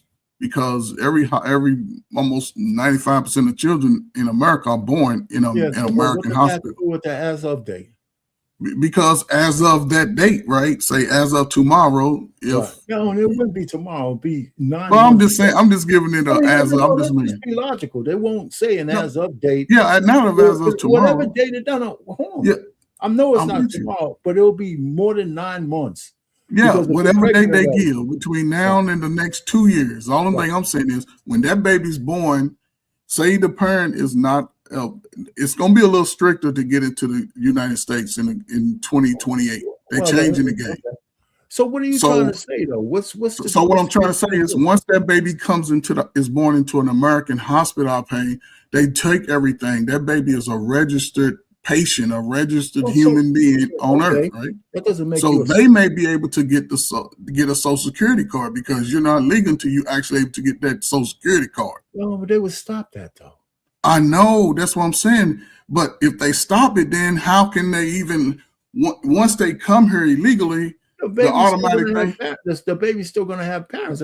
But the automatic thing to do. But what I'm saying is the parents' automatic thing to do when you get off that little whatever you get over here, the border, the boat, whatever. Okay. Guess what we're gonna do? We're gonna house you over here in these little trailers for about 3 days, and they do it like the Army. We're gonna ship your ass right on back over where you came from. With your baby. Military do it all the time. They got the capabilities. Yeah, with your hold on, with your baby. We're gonna give it to baby America. Where's the catch-22 at? The baby's born. Yes, we gave it that you get you some breast milk or some Similac. You go on, but we ain't look. I'll pay you. The way the military move, it won't take you to look. It won't take you 2 days to get back across that water. We're gonna get you back there by 5 o'clock. You said there was a catch-22. I still don't understand. Well, I was saying that if a baby's born in the hospital, in the hospital, they're born in the hospital. But the parents are not American citizens. So what?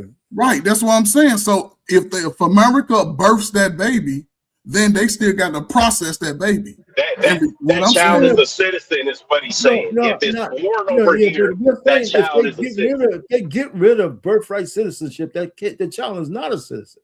Right, so the baby can't even be born here, or if it is, guess what? They got hospitals. I'm just saying they got hospitals capable of birthing a child, but you're still going back to where you came from. But that's not true. I mean, the baby doesn't have to be a citizen to be born in the United States. I know that our pain, but if they get rid of birthright citizens, that means the parent's going to have to be here. So if you're an illegal alien, so are you saying America's going to allow illegal aliens to come here, chill out for a couple of months? Listen to me. What I'm saying is we're going to always have some illegal aliens here. Right. There's always going to be illegals here. They're just not going to be in the numbers that they are now. So if in fact you're here illegally and you happen to get your girl pregnant, they're going to hospitalize the woman. They hospitalize the illegals now. Right. But the kid, when the kid's born, the kid won't be a citizen. Right. So the only difference is that when they kick you out, you take your kid with you. But that's where it's supposed to be. That's not a catch-22. So what I'm saying is, if you already here illegal, once you go to the hospital, you already gonna be registered as an illegal. So they're gonna automatically kick you out when that baby's born anyway. They're gonna fly you back. That's necessarily true. You're gonna.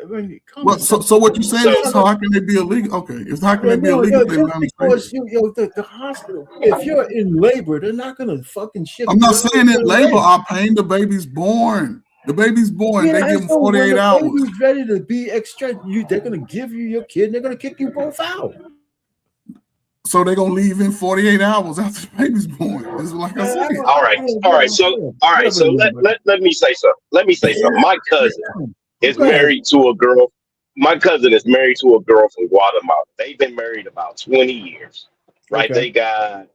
They got 4 kids. Okay. All the kids she is illegal. They deported her ass. Right. Okay. So they deported her.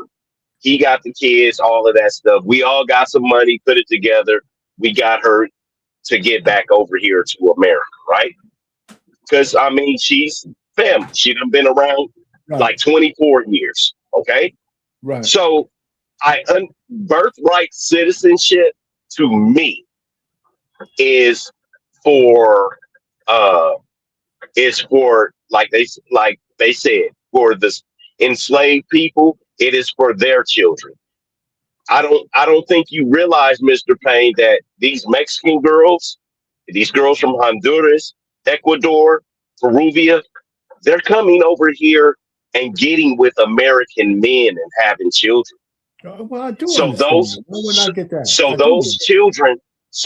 children are American citizens, That's why the especially question if is, they're. what do you think about birthright citizenship? Should it continue or not? As long as one of the parents is American, then yes, it should continue. Okay. Okay. So what about the parent who's not?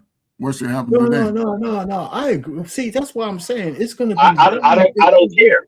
It's going to be I don't really care. important. It's going to be really important to see how they're listening to this case right now.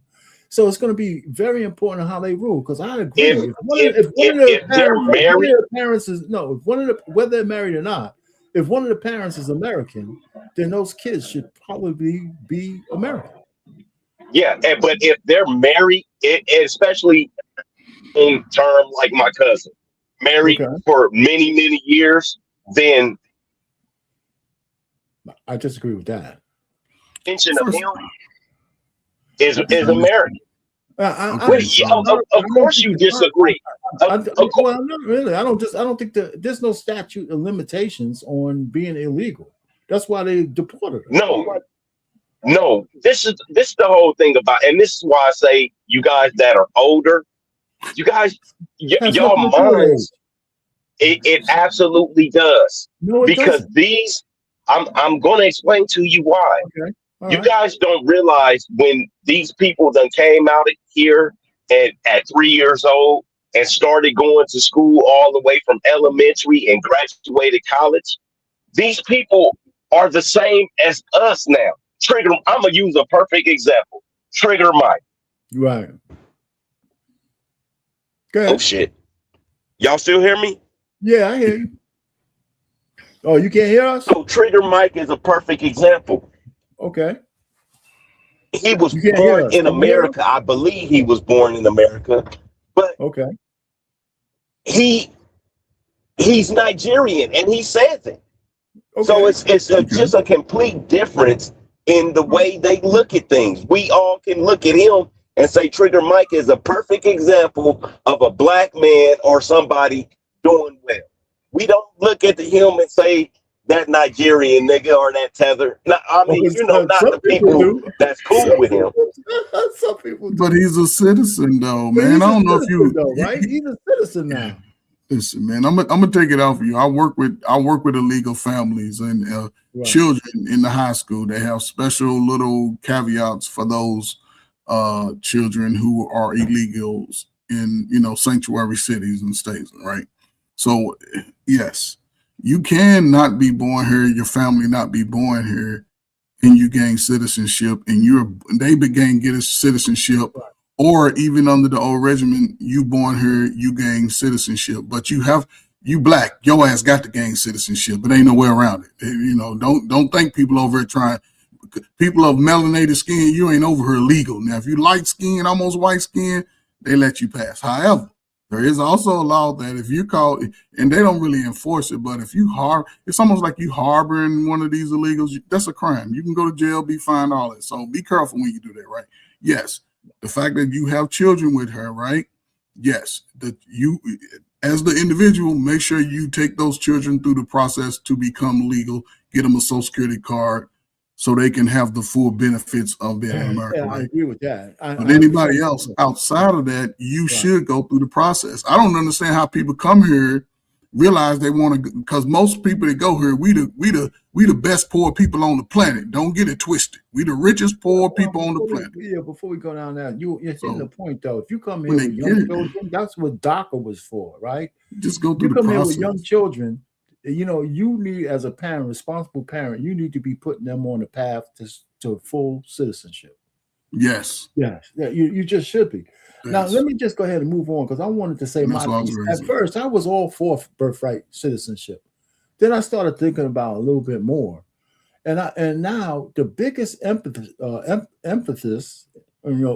impetus, right, for people to come here, especially women, is to have a baby here, so that kid will be a citizen and somehow give them bennies to become citizens themselves. Mm-hmm. The kids are bennies. And I'm saying, without that driving force, without that being a motivation, right, less people would want to come here because there's no longer a way out or a way in. And if they take that away, then I think that's okay, right? I think that's okay. Because what the 14th Amendment was for us. Yeah. Originally, even though it was written like so you could drive a train through it. Now, so we're finished with man. Brandon, I have one more thing I wanted to do and while you're up here, because the president laid out 3 or 4 steps that he wants the blue states to go through, namely Minnesota, in order to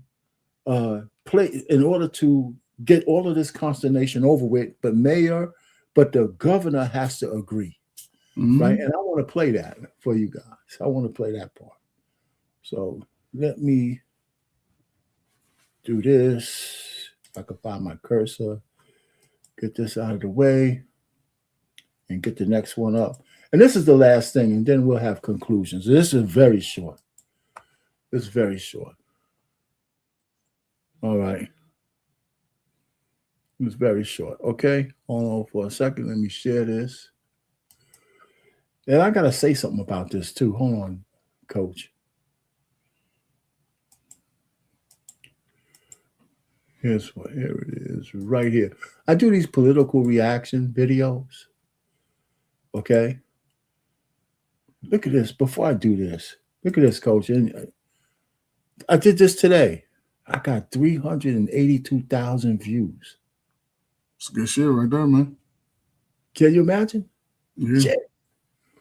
Yeah, shit was popping up. And I did this one today. So let's get to Caroline Levitt. And let me start where she starts. And I hope it was all good views. So what? I said, I hope it was all good views. Probably not. Okay. Defiance, 2 Minnesotans have now tragically lost their lives on the streets of Tim Walz's state. It is President Trump's hope and wish and demand for the resistance and chaos to end today. That's why President Trump spoke with Governor Walz directly this morning, and he has outlined a clear and simple path to restoring law and order in Minnesota. Number 1, Governor Walz, Mayor Fry, and all Democrat leaders should turn over all criminal illegal aliens currently incarcerated in their prisons and jails to federal authorities, along with any illegal aliens with active warrants or known criminal histories for immediate deportation. Number 2, state and local law enforcement must agree to turn over all illegal aliens who are arrested by local police. And then thirdly, local police must assist federal law enforcement in apprehending and detaining illegal aliens who are wanted for crimes, especially violent crimes. If Governor Walz and Mayor Fry implement these common sense cooperative measures that I will add have already been implemented in nearly every single other state across the country, Customs and Border Patrol will not be needed to support ICE on the ground in Minnesota. ICE and local law enforcement can peacefully work together, as they are effectively doing in so many other states and jurisdictions. Additionally, President Trump is calling on the United States Congress to immediately pass legislation ending sanctuary cities once and for all. See, this was one of my biggest freaking pet peeves. I thought that having sanctuary cities by name was unconstitutional to begin with. So there you go. What do you think, Coach? I mean, it's just more political baseball. No. What do you think about what he's requesting in return? I mean, I think that's something he would request from every state. You know, but he didn't have to. The other states are complying already. Right. But what I'm saying, it's part of his jurisdiction as president, right? And I think, the fact that he has to use it, but what I'm saying is the fact that he has to use it on Minnesota just goes to show how, disarray, politics are. And, they all are sort of in the money.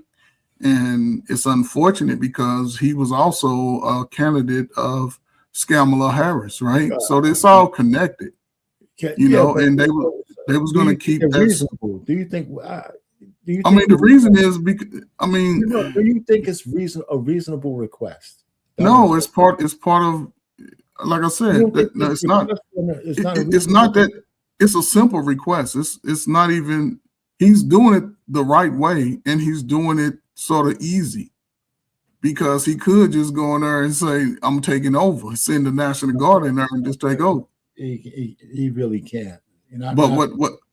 But he has full authority over the National Guard and the reserve. What I'm saying is that he can, but I'm saying he's trying to tell Tim Walz. Right. He don't want to go to the extreme. Yeah, it's a reasonable request. Yes. Just comply with a reasonable, that's all he's asking. If you, and this is the whole issue all along. Hey, let us in to talk and work with your police, and then all this shit will be over. I can guarantee you that Tim Walz is going to say some stupid shit, and he's not going to do it, unless he already did. This all happened today. This is all real time. Yeah, I don't trust Tim Walz. He's a Manchurian candidate. I mean, they all on the same. But they all cut from the same cloth. Nobody spent as much time in China as Tim Walz. Yeah, it's all cut from the same cloth. I guarantee he got businesses in China selling it over in America for the extraordinary, astronomical price. But it's all part of that. It just depends on who's in office. I just appreciate over my lifetime within government and learning government and knowing government from outside America. I'm glad it's sort of the Band-Aid is getting ripped off. Oh, I'm glad about that too. I'm appreciative, especially now, this time in my life, where I can see that, the people that have done it the right way, it's starting to pay off. So yeah, man, like I said, Walz won't. I have a feeling that he won't cooperate. He don't have to cooperate. You don't have to, because what the government can do is take away funding. I agree with you, but if Trump has to escalate to insurrection, much more than 2 people are going to die. It won't be insurrection. He'll just be calling if he puts the insurrection, that's the only way he's going to do it. That's the next level. Is the Insurrection Act. That's so they're right. He can do that.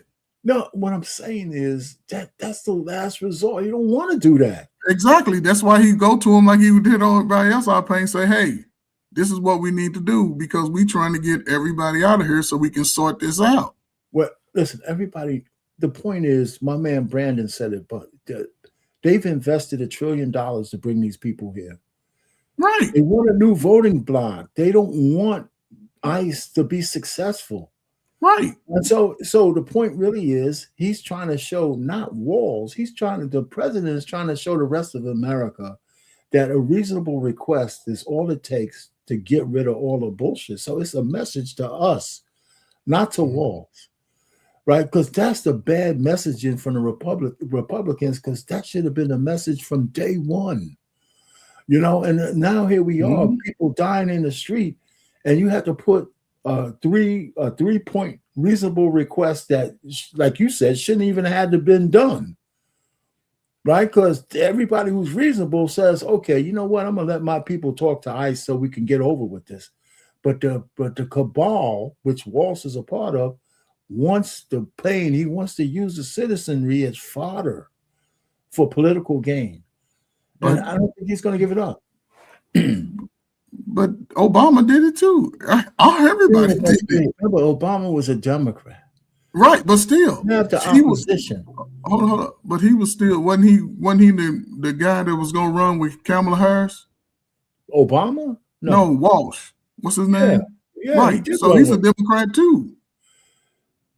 What I'm saying is, what does Obama have to do with what you just said? Because it's all part of the same system. It's all part of the same system. He was going to continue. But I'm paying. Hold on. Let me finish. What Walsh was going to do is continue the welfare rhetoric, continue to allow the Saudis to run the game, continue to keep black people poor. Minnesota is one of the highest places in the nation of welfare You're recipients. adding shit to it, man. No, but that's what Minnesota's is. This has nothing to do with this. It's all part of the same political rhetoric. Yes. No. Okay, it's the sanctuary city that pays immigrants. Black voters with my immigrants. Right. That's what they want to do. But I'll pay you. Minnesota has a lot of immigrants who's making money off the government. Minnesota collects a lot of welfare from the government. Somalis, whatever. The immigrants, some may be illegal, some not. They get a lot of that. I'm just speaking of what outside of what he's doing. What he's doing is what he has the authority to do to every state. This is what we need to do. You either cooperate or we send in who we supposed to send in. That's part of his, I guess, under his jurisdiction as president. He can do that. Nobody's denying that. But that's what I'm saying. The fact that Minnesota is going against it, now the Democrat again, they're saying, "Hey, look, America, look how bad the president is. He shouldn't be doing this." That's what I'm saying. And again, all good immigrants find a place in the country. You got some that go up New York. The Somalis happen to gather in Minnesota. That's where they gather in spot. All right. So what's the point? What's the point you're trying to make, though? The fact is, his request, whether it gets met or not, it's going to have opposition. It's all part of the same mantra. The Somalis, if they hear illegal, they shouldn't be here. The Somalians have nothing to do with how. What I'm saying is, it's all about Walsh. Either Walsh is going to agree with this or not, right? I don't think he's going to agree. There's no other politician that's important here. Walsh is either going to agree. He's not to these terms or not, and that's the question I have. So I don't know if we're in agreement or not. You're adding all kinds of stuff that don't matter. The fact that the president had to put that simple request out tells me that there's already a problem because it should be understood. No, but you expect them to just cooperate open-handedly? No, I mean, you're putting words in my mouth. I'm saying all it takes is Walsh to agree. If Walsh agrees to those terms, then his police chief or whoever's in charge will have his people coordinate with ICE. And all this other shit will dissipate.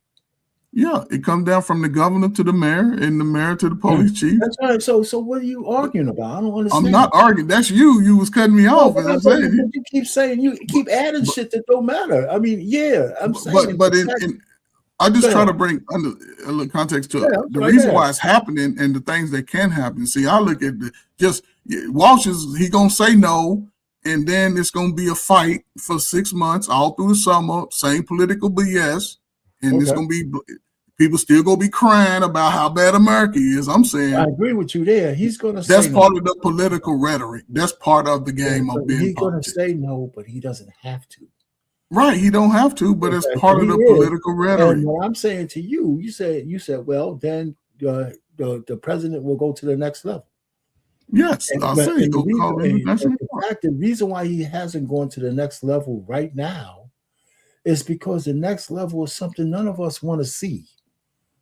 Well, it all depends. No. None of us really. What's the next? Hold on. What's the next level? The Insurrection Act is the next level. Oh, but what? Just because it's an act doesn't mean they go in guns blazing. They go in and they go. The Insurrection Act is the next level, and there might be some cops that, like the police chief, is compromised. But the cops get out the way. Wait, let me finish. There might be other people with guns in the military or the National Guard who are compromised. Who will? The mayor, the Attorney General of Arizona, essentially told people to shoot ICE agents. She did so. She did say that. She's never been part of the military. She said it though. I mean, she can say it, but again, when you say shit like that, your population is always takers. Well, she's the problem in that city. Whoever would tell any government agency would tell citizens to fight against the federal government. There's going to be people who are takers of that information and act on it. Well, That's again, what I'm that's part saying. of So if the the president ranking. does the Insurrection Act and brings in the army, there may be some National Guard and some cops willing to fight the fucking army. We don't want to see that. Hold on. No. The National Guard would be the people coming in. It wouldn't be it's going to be National Guard. The Guard. National Guard there under the right, but here's the thing. He's not going to allegiance like that, man. It's only the National Guard. We're talking about protocol. Protocol is he can't bring in regular army operations, man. Okay, he can't. He won't bring in not regular army. He'll just give an order for the National Guard to do what they have to do. Maybe another state. No, it's going to be any National Guard under any state. The National Guard that's there are under Walsh's orders right now. But because the president hasn't acted under his authority. What I'm saying if he acts on his authority, the National Guard is automatically going to do it. And I'm telling you that there may be some of those guys who break ranks and from Minnesota, because that's where they're all from. They're probably all fucking liberals. So they may not do what the president wants them to do. But he brought in the National Guard from another city, though. Now I can see the people. They're Minnesota, right? Hold up. No, he brought them in from somewhere else. He got them on standby. But what I'm saying is this: who got them in from standby? Walls? No, Trump. Yeah, but the National Guard is already there. I know, but let me finish our pain. Minnesota has a National Guard, so they already there. Right, they already there. Under Walsh's command. Right, because the president hasn't said do what you got to do. And you're saying that once the president steps in, they're going to change allegiance. Yes, most of them will. We don't know that. But I'm saying you can't. Here's the problem, though, and this is where I agree with you. Some of them, a lot of them live there. You know what I'm saying? Some of them. So, but again. Okay. Most of those soldiers, if America, if you want to see America burn, if soldiers go against the military and the citizens, and the slow ass citizens think that they gonna have enough armor to go up against the American soldier, their whole city will burn. That's the point I'm making. Their whole city will burn. There could be a possibility of that happening. Nobody wants to see that. Not even the president. Not even a crazy president. He doesn't even want Minnesota wants to see it. Minnesota wants to see it. You know why? Because they try. Because it ain't white folk that's gonna be out there shooting. It's gonna be stupid ass black folk and other immigrants out there thinking they can shoot. No, there's a lot of white people in the National Guard. Yes, but they're not gonna go against the government unless they are hillbilly. Yes, they will. Why do you think it's only black? It's gonna be some hillbillies. It's gonna be some feminist hillbillies. Ain't gonna be who hate Trump. No, those are the people who hate Trump. What are you talking about? That's the believe me. Now, the last thing American citizens want to ever do is think that they're gonna go arm in arm with the United States government. I'm not disagreeing with you, but that would be the dumbest move ever. That's why he doesn't want to do the Insurrection Act, because the worst visuals are probably going to happen. We'll see soldiers fighting soldiers. And if you're a citizen, we might see soldiers fighting soldiers. What's going on? I can tell you how you doing. Man, you know, I wouldn't want that, but golly. Anyhow, man, I think we're in violent agreement for whatever, But anyway, Coach, there's nothing more to hear. This particular press conference was a good one. I can't believe it, man. I don't know what I said, but man, people, just the information. The information is vital. It's real time information, and it's a current event. A lot of people look at it. I do a lot of those damn political views. Anyway, man, any final thoughts, man? No, man. Good show, man. What's the conclusion here, man? What's the conclusion? Before you final thought, in reference to insurrection, to the blue state problem, is the final solution what President Trump asked Tim Walz to agree with or not? Those 3 things. I think to me, he should allow them to do what they need to do so they can sort it all out before the summer hits, before the weather changes. Right now, it is cold, so I can see they want to show some empathy instead of have people just strung out in the cold. I understand that. However, right, I'm American first. I want my son and his son to have opportunities that I didn't get to have. And I believe I had a lot of opportunities. I agree with your point. So I just think that right now, people, especially people of melanated complexion, just step back. You know what I'm saying? Focus on building who you are, getting in spaces, getting the trainings you need with this new technology. Buy your little 2-bedroom, fix it up, whatever. Find somebody that's willing to work with you and, support you in any aspect. That's man or woman, because I would hate to see the women go the prime of their life, can't get a husband, can't have no healthy kids, everybody kids slow because ain't nobody got no balanced diets no more. I would hope that we can find a way to fix it. And from what I see, it's a lot of people in their 40s, they crying, but it's a lot of young people who are looking for a better way. Okay. And I tell you like you, because you were saying it, I wish you would go into those spaces where those young men are and give them some of that Catholic school love that you got, and it would benefit. But again, not everybody do it.